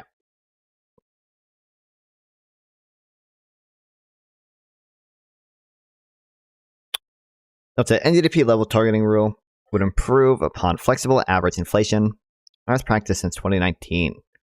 Persistent inflation below the Fed's desired rate of 2% led the Federal Open Market Committee to adopt FATE in order to boost inflation expectations and circumvent the zero lower bound, namely the problem of using conventional monetary policy tools to counter recessions when nominal interest rates reach zero. The idea was to make up for shortfalls in hitting the Fed's policy rate by allowing inflation to move above the 2% target until average inflation was consistent with the Fed's longer run target of 2%. However, the Fed was silent on how high and how long it would allow rates to rise before reversing course. Moreover, I guess I'm just going to say FATE was not symmetric. The Fed did not say anything about how it would proceed if it overshot its 2% target. With today's high inflation, which the Fed no longer sees as transitory, the ambiguity of FATE is obvious. Ireland therefore argues that NGDP level targeting would be a much better guide for sound monetary policy. Nominal GDP targeting will restore balance and symmetry to the FOMC's strategic framework. Focusing on the nominal GDP target will help the FOMC members remind the public and themselves that monetary policy creates the most favorable environment for economic growth and stability when it aims for a nominal variable first. Although nominal targeting is not a forecast-free endeavor. Okay, I don't know what I should add.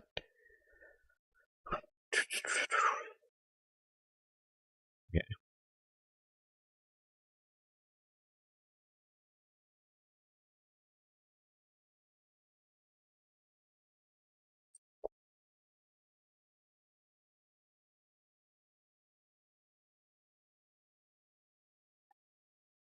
Demand-based rule.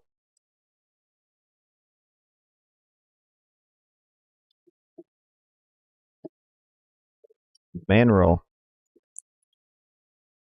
Better than a price level rule. It takes into account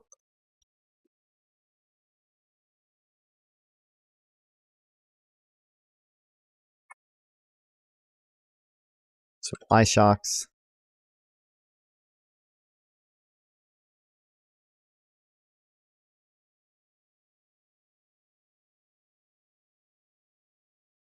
security and money rule could accommodate. Okay. Also better than a money rule. Because it takes into account, or because it can adjust to changes in the demand for money.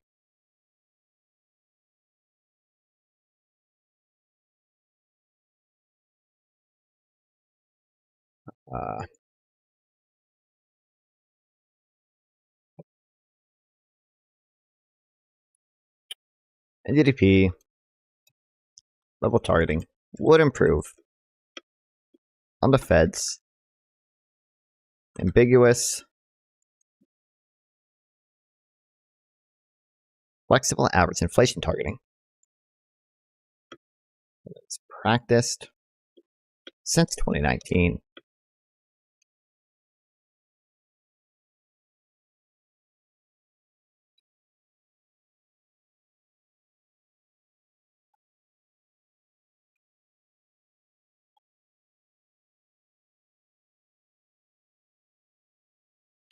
Persistent inflation below the 2%.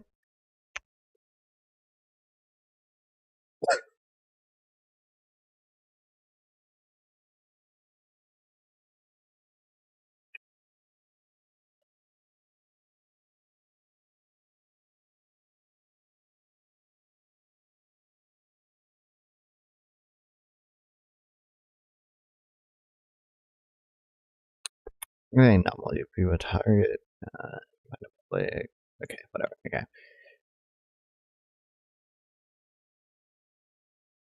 It was implemented 2019.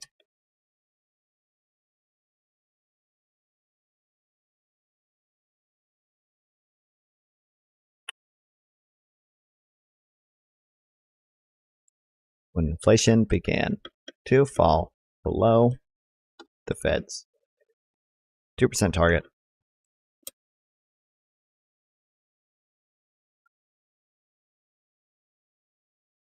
Boost inflation expectations.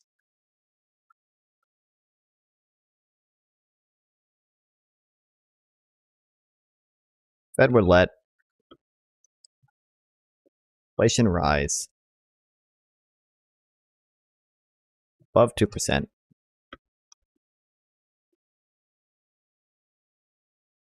temporarily to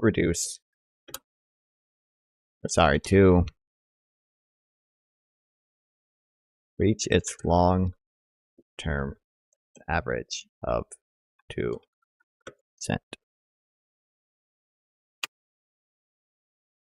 Down communicating how high would let inflation go, or for how long. NGDP targeting, or NGDP level targeting, would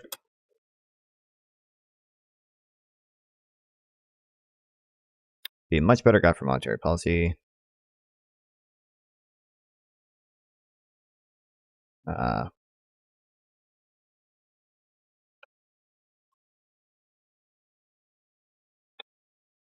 I don't know if I could just put a quote in here.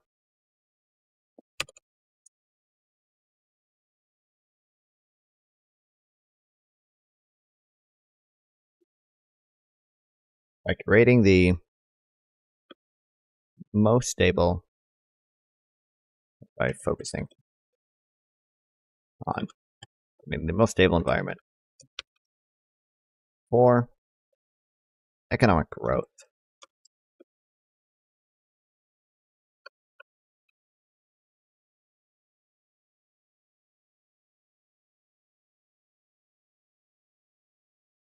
Low nominal GDP targeting is not a forecast-free endeavor. It stands a better chance of mitigating business cycles and achieving long-run price stability than the alternative rules in a fiat money system.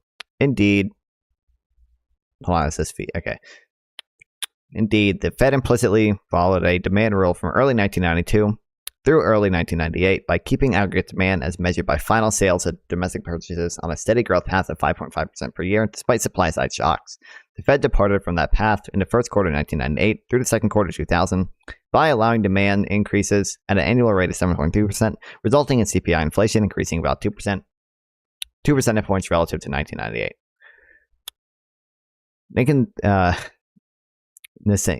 I don't know how to pronounce this guy's name. Ends tested demand rule strengthens the case for NGDP or FSDP targeting. However, if such a rule was to be adopted, and favors a McCallum-type feedback recursive rule that minimizes the need for relying on estimates for R-star and output gaps. Moreover, he does not fully support NGDP level targeting because returning to the prior path of demand after a sharp increase would be costly. My position is that the Fed should try to offset the high demand growth of the period from early 1998 to mid-2000.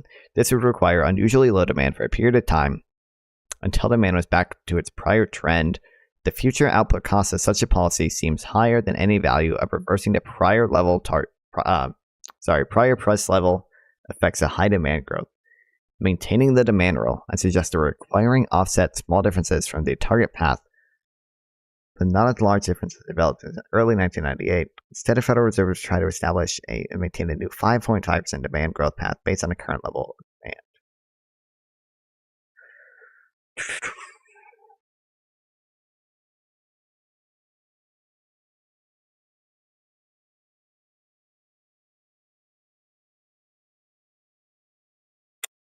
Sorry, okay, wait. When I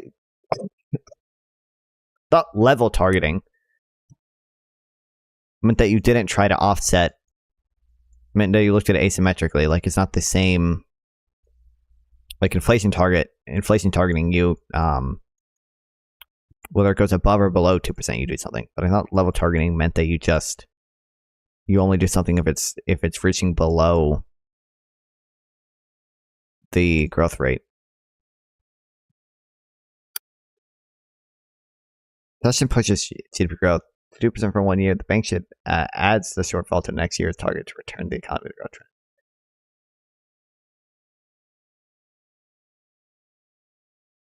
Longer monitors argue the bank should target the level rather than the rate of growth in NGDP. With level targeting for recession, okay. Whatever. Adoption today of a level target for NGDP would not require the Fed to put the economy through a difficult adjustment period by reversing all the excess nominal GDP growth that we've had over the last 2 years.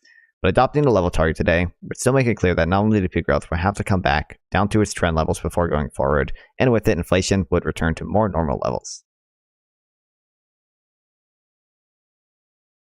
Okay. So he's just saying, in order, because we've had a really high nominal GDP growth over the past few years, because we've had a really high demand after all the COVID stimulus stuff. He's saying we don't have to, if we adopted level target today, we wouldn't necessarily have to. I actually caught that fly. Damn. Incorporate it into our level now. Okay. Anyway.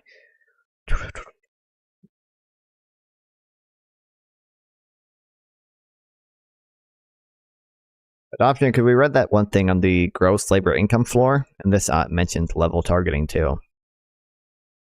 Anyway.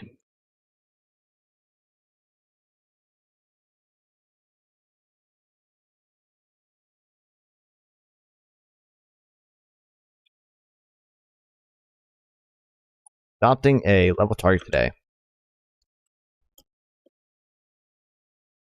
would not require the Fed put the economy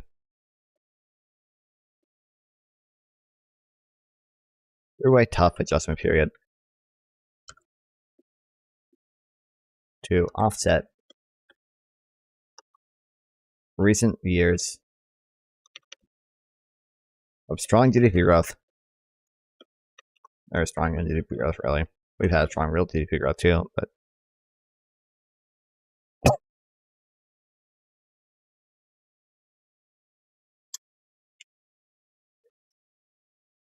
adopting the level target today would still make it clear that nominal GDP growth will have to come back down the trend going forward, and with it, inflation will return to more normal levels.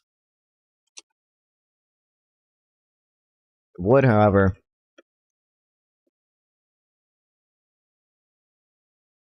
in GDP growth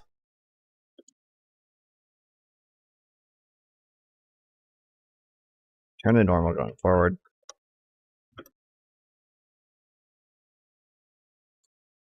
And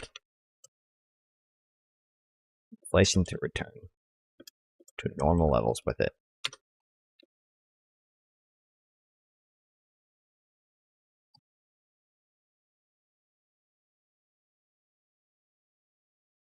Conclusion. Shifting from a floor system with a dual mandate to an orthodox corridor system with NGDP targeting, downsizing the Fed's balance sheet, boo, and eliminating interest on reserves would improve monetary policy. Why do they want to eliminate interest on reserves? Hold on, they have not talked about any of this shit before. I don't know what the argument is for eliminating interest on reserves. That seems like at very least a useful tool to have.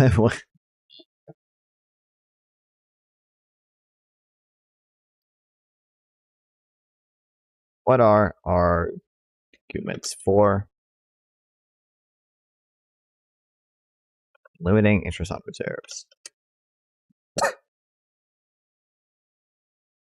Reduce Fed profits and remittances to the Treasury.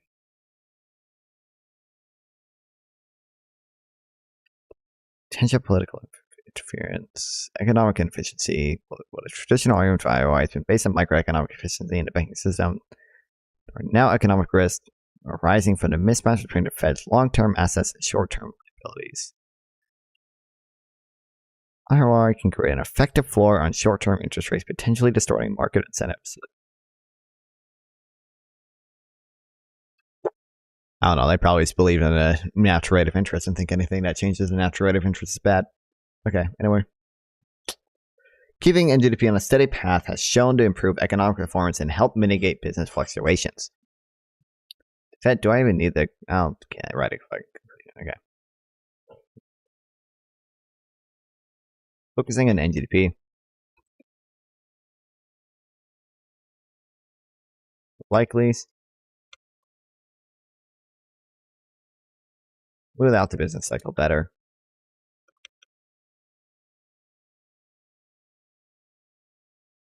And at lower cost. Fed's forecasts based on complex economic models have been error-prone for years. A account-type monetary rule minimize those errors and have the improve the probability of retaining smoother paths for NGDP growth. GDP growth or NGDP targeting does not rely on the same hard-to-obtain data that inflation targeting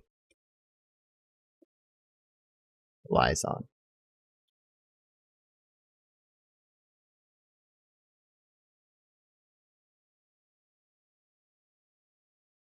Even so, NGDP targeting does face the problem that in the post-2008 operating system, the linked changes in the monetary base, broader monetary aggregates, and nominal GDP have weakened because the Fed can pay interest on reserves. If that interest rate increases the demand for holding excess reserves at the Fed rather than lending out them, the money multiplier will weaken. Okay. So that's why they're against it. They're secretly just Keynesians who love the money multiplier. I knew it. In 2012, John C. Williams, I was thinking about reading Wealth and Nations, realized that it was super long and outdated, settled on capitalism and freedom. Yeah, I had a teacher that told me to read Wealth and Nations, and it's way too long for me. And obviously Adam Smith was literally like the first economist, right? So is capitalism and freedom, is that Hayek?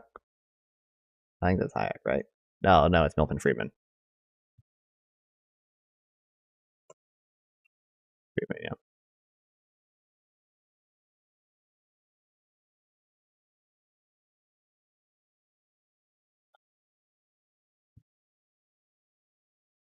Okay, John C. Williamson, President, said, recognize that change in the monetary framework. When he wrote, in a world where the Fed pays interest on bank reserves, traditional theories that tell of a mechanical link between reserves, money supply, and ultimately inflation are no longer valid. In particular, the world changes if the Fed is willing to pay high enough interest on reserves. In that case, the quantity of reserves held by U.S. banks could be extremely large and have only small effects on, say, the money stock, bank lending, or inflation. Hence, to be more effective as a tool in monetary policy, NGDP targeting needs to be preceded by changing the Fed's operating system from a leaky floor system to an orthodox corridor system, as recommended by that guy. Okay, this sentence makes no fucking sense to me, dude. Leaky floor system.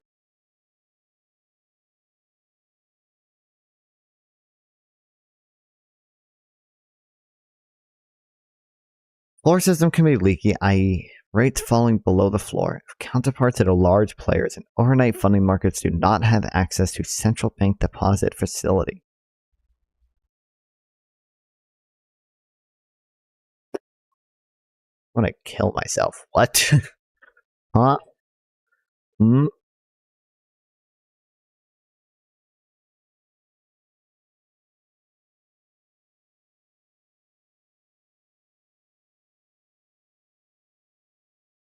Management central banks in a corridor versus a floor system. Corridor system, floor system. These look the same. What? Oh, well, this is just at the zero low round. Oh, wait, no, sorry. This is the ample reserve. Okay, never mind.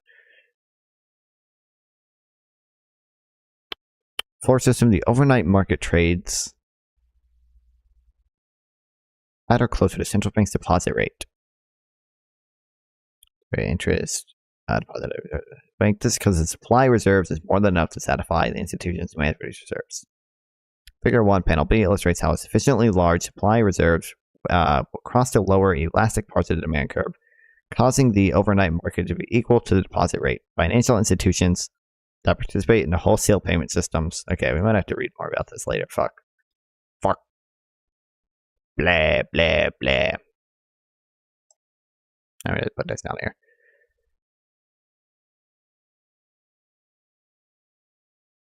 Man, who chose to read all this economic stuff? What the hell?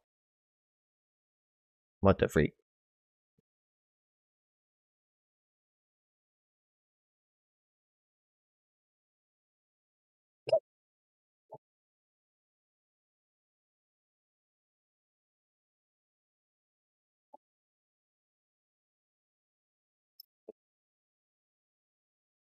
Oh, what's up, Rumble viewer? One of the rare few real Rumble viewers. Colton Garcia 99. Welcome to the stream. Oh, wait, you're my moderator. What are you doing? I'm just reading right now. I gotta get back into the swing of streaming. So I'm probably gonna read not even for that much longer. Might end up being a 2-hour stream. Limiting interest in reserves and making those reserves scarce again would strengthen the money multiplier. See, there are just Keynesians. They're secret Keynesians. I knew it. I knew it. There is no such thing as libertarians. You know I might read, actually. I want to read this.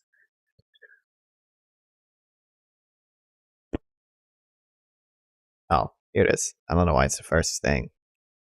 I don't want to read this. You should play Fortnite. Drew. I love Fortnite. My friends up. Maybe I'll play Fortnite if they're up. One of my friends is up. He might play Fortnite.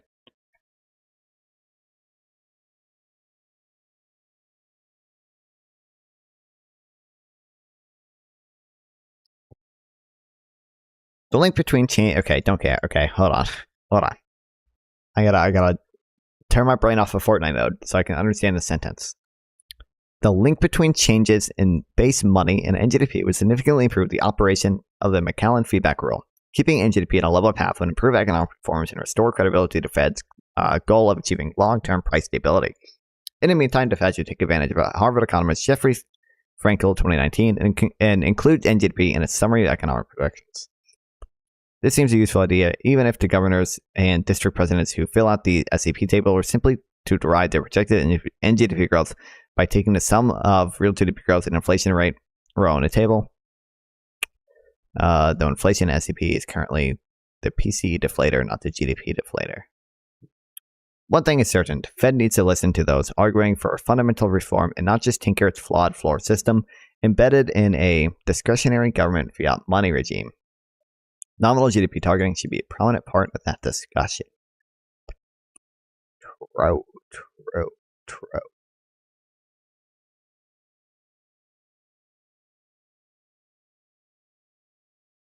How long is this? Okay, 62 pages. We're not reading all this. How long is the first?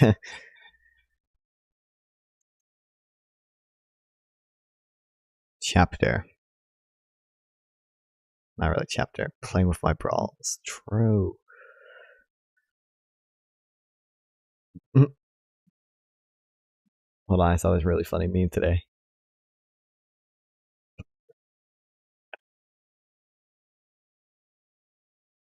Yeah, you could say I have a porn addiction. An addiction to porn myself another glass at 2% milk.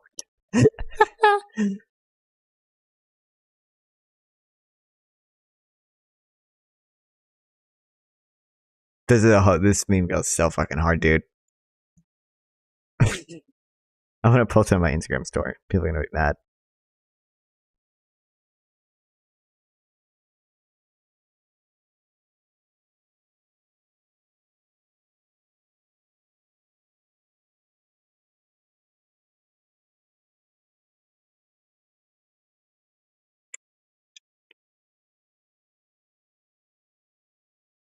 I want to find the.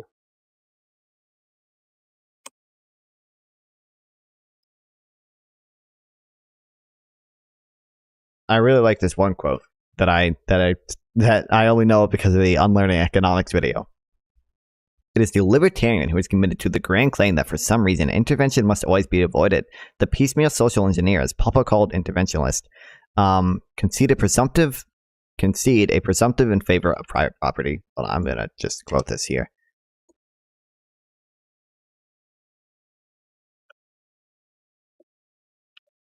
Piecemeal social engineer, as Popper called the interventionist, can concede a presumption in favor of private property, whilst reserving the right to whittle away its excesses by means of state action. She faces no obligation to disprove the overall utility of property rights. The utilitarian libertarian, however, is obliged to show that the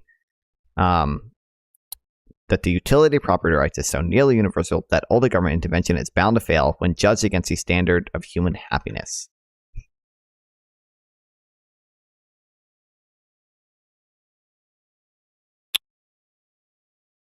That's from that one Unlearning Economics video.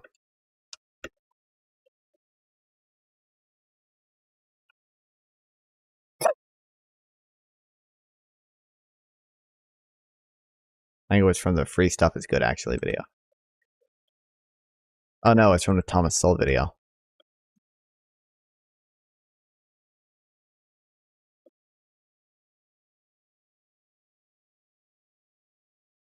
Dude, oh my god, hold on.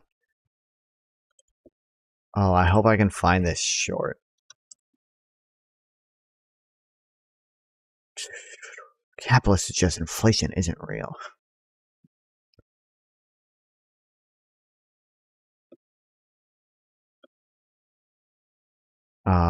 Damn. I'm not gonna be able to. Can I cook this short radical socialist? I'm not gonna be able to find it. There's this one video. Knowledge is a scam.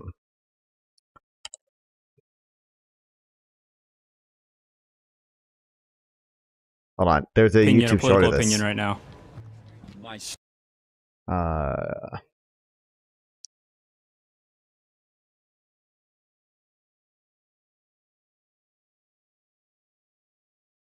Part in economics or in markets, you need informed consent. And okay, damn. Well, it's not here. Huh?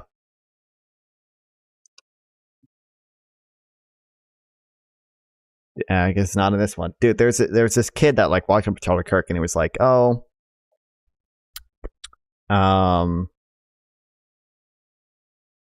why do you think college is a scam? I'm in college for economics." He was like, "Okay, do they teach you Thomas Sowell?" And he was like, "No." "Do they teach you Milton Friedman?" "No." "Do they teach you X, Y, libertarian, stupid monetarist guy?" "No." If they're not even teaching you Thomas Sowell, you're getting an indoctrination. First of all, there's a lot more to economics than the like 3 fucking monetarist libertarian people that he mentioned. 2 actually. They probably do mention it. I don't, maybe they hadn't gone to that part yet, but like even in my high school economics class, if you go through the textbook, they have sections dedicated to Milton Friedman. And like I think the big thing they had from Milton Friedman was the negative income tax. But it's just so dumb because like they probably don't mention Milton Friedman by name. Okay, they might not do that in the actual curriculum itself, but they mentioned the Phillips curve. The modern Phillips curve is heavily influenced by Friedman and the other monetarist. Like that, like the idea that the Phillips curve is vertical in the long run. That's a Friedmanian idea. That's a monetarist idea. Yeah, like all these people are like incorporated into the curriculum in some way through their ideas that have broken into like fuck you, YouTube. The like mainstream economic thought.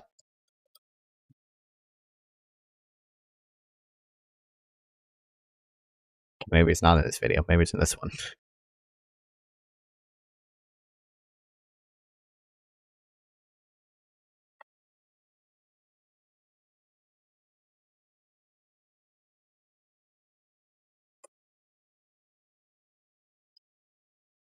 Government.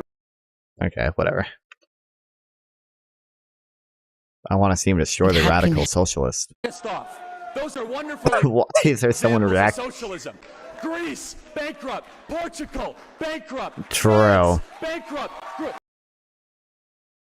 Italy, bankrupt. Venezuela, bankrupt. Argentina, bankrupt. Cuba. I mean, you want to keep on going? Bro doesn't understand MMT.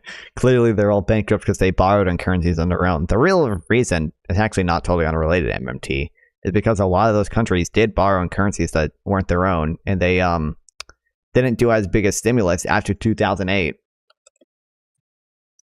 as we did. Look at the UK's GDP per capita. Do you see how it's totally stagnated after 2008? That's not because of socialism. It's because they did less socialism than us. That's because we bailed the fuck out of those banks, and we did a ton of stimulus. Well, we did way more stimulus post-COVID. But actually, let's just focus on post-COVID. Like, the reason why all these countries have been stagnant after COVID, especially the UK, I think the UK has only gotten smaller, is because they did less socialism than we did. You see this? This is the effects of socialism, but really Keynesianism. But Charlie Kirk doesn't know the difference, so. Answer me a question. If socialism was so great, why are people fleeing Venezuela for America and not fleeing America for Venezuela? If socialism was so great,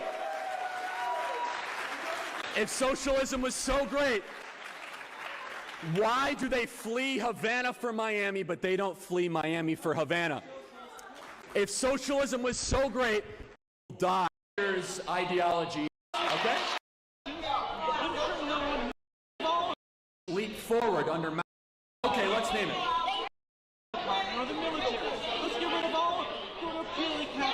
Okay, let's.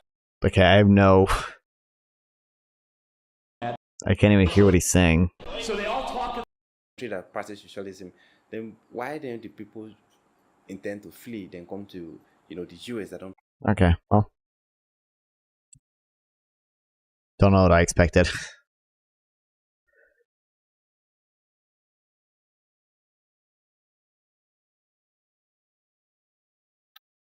San Marino to Bulgaria, Italy, Austria, Hungary, Romania, goated. New weekly challenge. Ecuador to Chile while traveling along the coast and avoiding Peru. Okay, so, well, Colombia, then Brazil.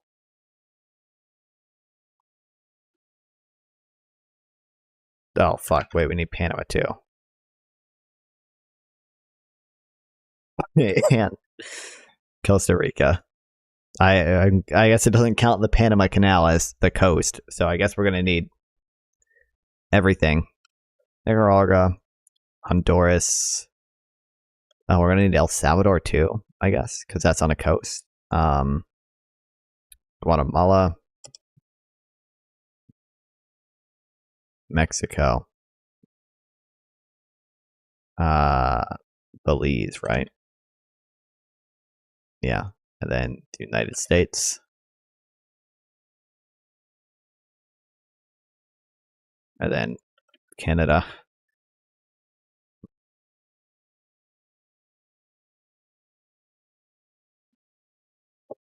All right, then Venezuela. Now let's see if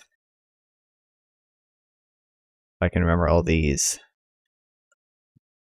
It's like S. Sir. It's not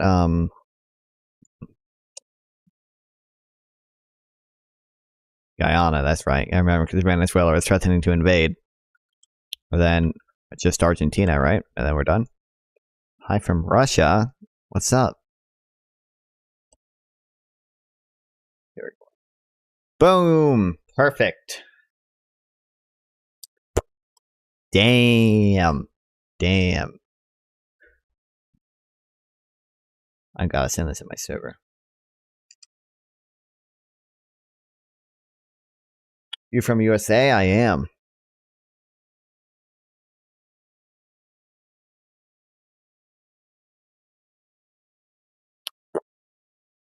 Easiest challenge of my life. Not even close.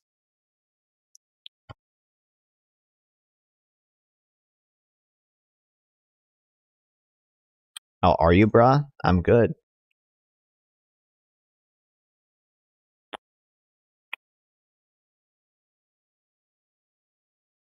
Not so tired.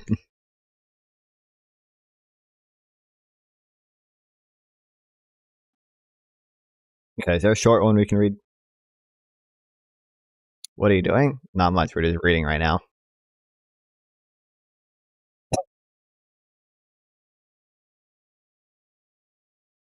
That one's long. How long is this? Long. You love USA? I think we're pretty cool. I don't love everything about us. But for the most part, I'm not like a super patriotic or anything. Like I don't like when on 4th of July, like I wasn't wearing no red, white, and blue. But like I think we have good values here for the most part. How do you feel about Putin? I do not like Putin.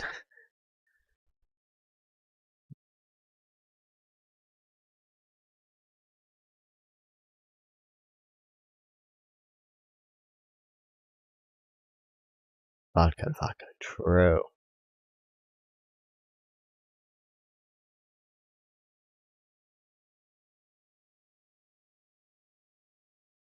I don't think Putin's particularly nice guy. I don't know if you saw Ukraine Children Hospital.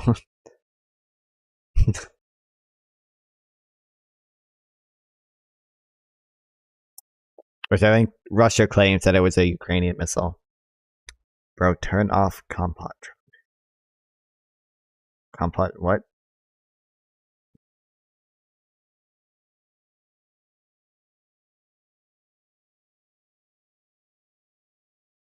Compot Minecraft. What's wrong with it? Bro, this is how, when I read boring stuff, this is why people stay. Try, please. Try what? I mean, I can turn it off, but like, that's what makes my viewers stay when I read. When I read stuff. Oh, by the way, I have this because I get a lot of Russian viewers for some reason.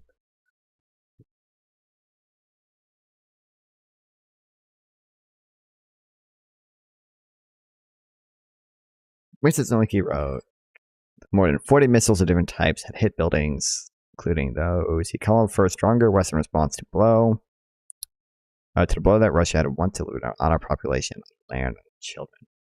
It's not true. It's a lie. We're bombing the Minion population. Did you mean civilian population?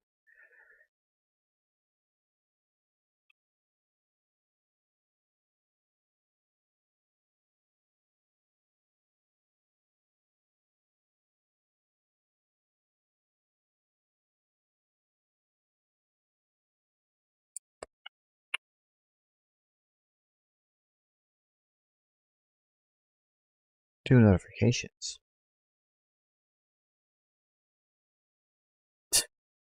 Did I retweet a fake computer thing? Oh, awesome, dude. I have a video where Ukrainian fascists show a swastika. That does not surprise me. There are fascists in Ukraine. There are a lot of nationalists in Ukraine. But hey, you know what encourages a lot of nationalism? Invading a country. kind of easy to be a nationalist when there's foreign invaders invading your country. Probably destabilizes that country. Probably encourages a lot of nationalism. Give me your Telegram, I'll send it to you. I'm not giving you my Telegram. I don't even Do I have? I think I do have Telegram, but I never use it. I've seen the videos that you're gonna show me. Like I've seen the videos of Azov Battalion having swastikas and shit. Like that doesn't surprise me. But like what Azov Battalion has like 700 members at its peak, right? Before it was brought in to try to moderate it.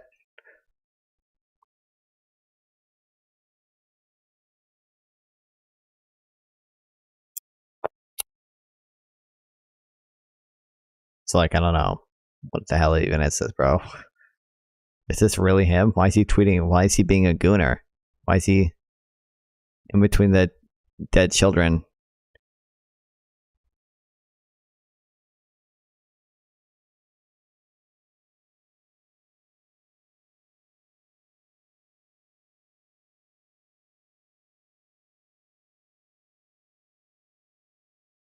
This guy's a fascist who kills people. True. You know he's Jewish, right? Which I mean doesn't mean he can't be a fascist. It's just like usually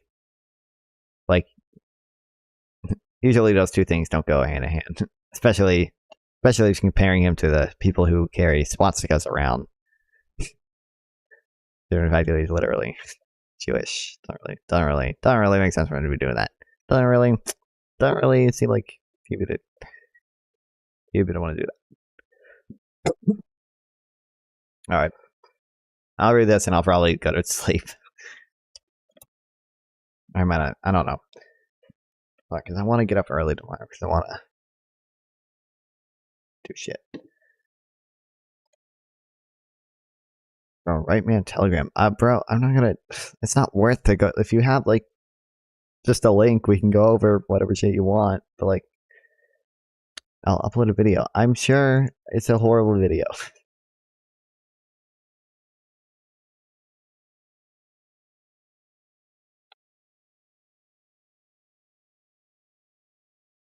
Okay. In the past, I've called for replacing the aggregate demand curve with a curve representing a given level of nominal spending. Under this approach, a positive nominal spending shock occurs when NGDP growth is above target and vice versa. It seems like the COVID economy provides a perfect example of why aggregate demand is not a useful way to think about the forces shaping the macroeconomy. Over the past 2 years, prices have risen more than normal, while real GDP growth has been well below trend. In the standard ASDS model, this looks something like the following. For aggregate supply and aggregate demand. What state I live in? I live in North Carolina. Dude, there's a fucking fly on my drink and I almost drank it.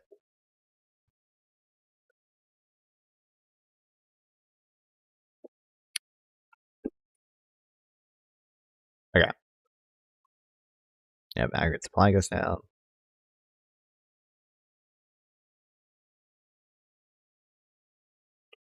Dot-com summer was a big supply shocks weren't even that big deal, guy. What is this, bro?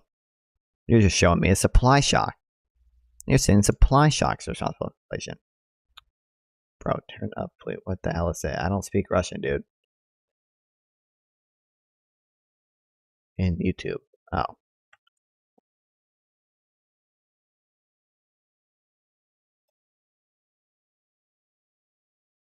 What, this?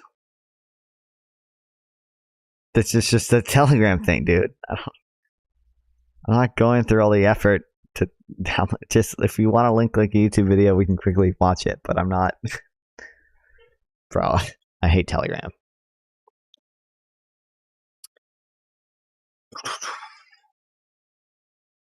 To be clear, the drop in output over the past 2 years is relative to trend. In absolute terms, our GDP is slightly up. So from ASDS perspective, it looks like the U.S. was hit by a negative supply shock. Oh, thanks for following, dude. I appreciate it. But especially true that inflation is being driven by a surge in demand for goods as opposed to services. You can say that the increased demand for goods has caused a supply shock. Our economy cannot suddenly turn on a dime and produce far more goods and far fewer services. You can see how terms like supply and demand don't do justice to the complexity of the situation. No matter how many times we say that aggregate demand is not the same thing as industry demand, people will continue to confuse the two concepts. Consider the following word salad from Investopedia. Aggregate demand controversy. Aggregate demand definitely declined in 2008 and 2009. However, there's much debate among economists whether aggregate demand slowed, leading to lower GDP growth, or GDP contracted, leading to less aggregate demand. Whether demand leads to growth or vice versa is an economist version of the age-old question, which came first, the chicken or the egg. Boosting aggregate demand also boosts the size of the economy regarding measured GDP. Do you support donating in the Russian ruble? I think maybe Twitch will probably let you do it. I'm guessing. Our Wi-Fi is fucking up right now. Sorry, nothing I can do about that. Okay, should be good. I have no idea what any of that means. Surely they can be equating AD in real GDP. In fact, it's even worse. In the previous paragraph, they equate AD, or for dollar. I don't know exactly. Oops. I know I accept dollars. I don't know if after the sanction, Streamlabs.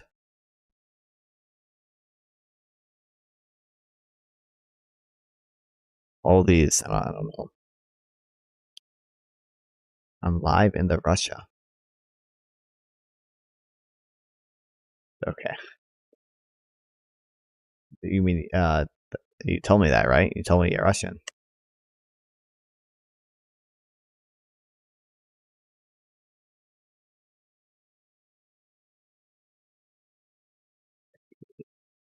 Oh, I probably don't then. I didn't see it.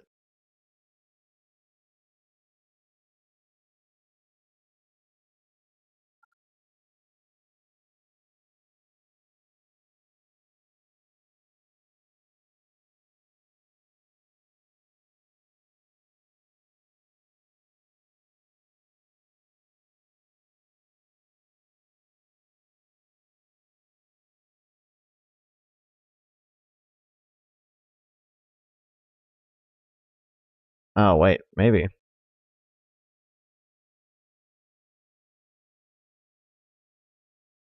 Oh, I do. Look, wow, if you want to, you can donate 10 Russian rubles.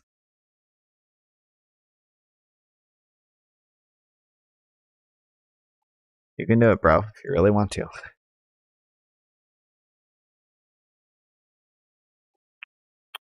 A definition of burst of technological progress which shifts the AS curve to the right will cause aggregate demand to increase even if the aggregate demand curve never shifted. It's as if Investopedia was confused as to whether increasing GDP caused more CI or G, or whether increase in CIG caused more GDP. At least that's what I think they're saying here, since GDP and aggregate demand share the same calculation. I found this website. You can tell to make a game website app, and it'll make it for you. Let me find out. Show you. Okay.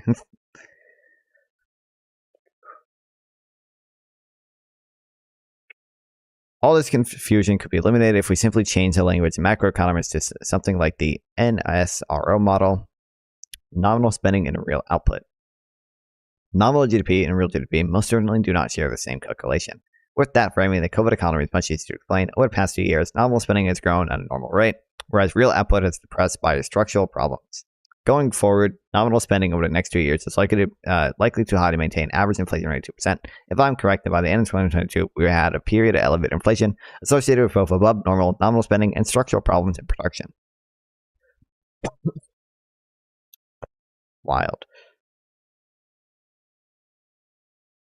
No aggregate demand equals NGDP. The same token, supply shock should be nominal terms, not real terms.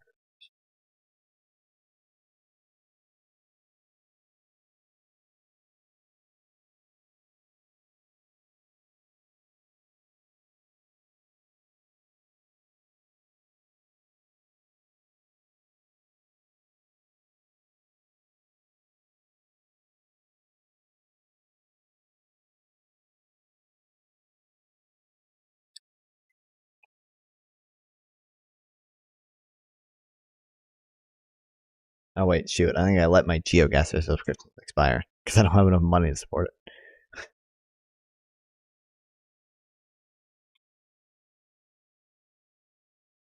Dude, I don't know why my shit is fucking up right now.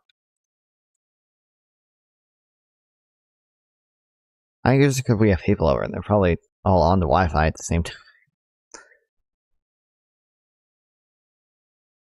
Sorry, he writes that I'm from Russia and it's impossible to send money. Oh, well, that sucks.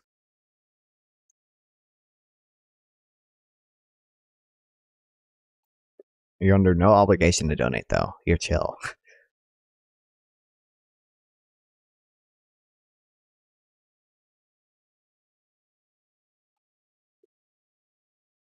Although I don't know, like in theory, it says I accept rubles, but it might not let you do it from inside Russia. Anyway.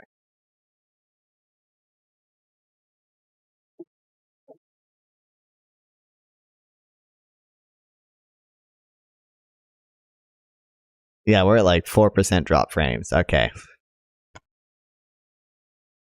I might just have to take the L here. God damn it. God damn it.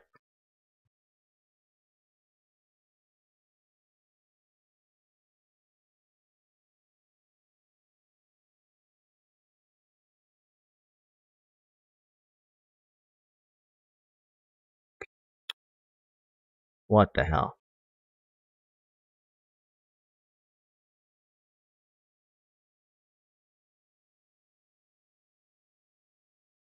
Hold on. I don't know. I actually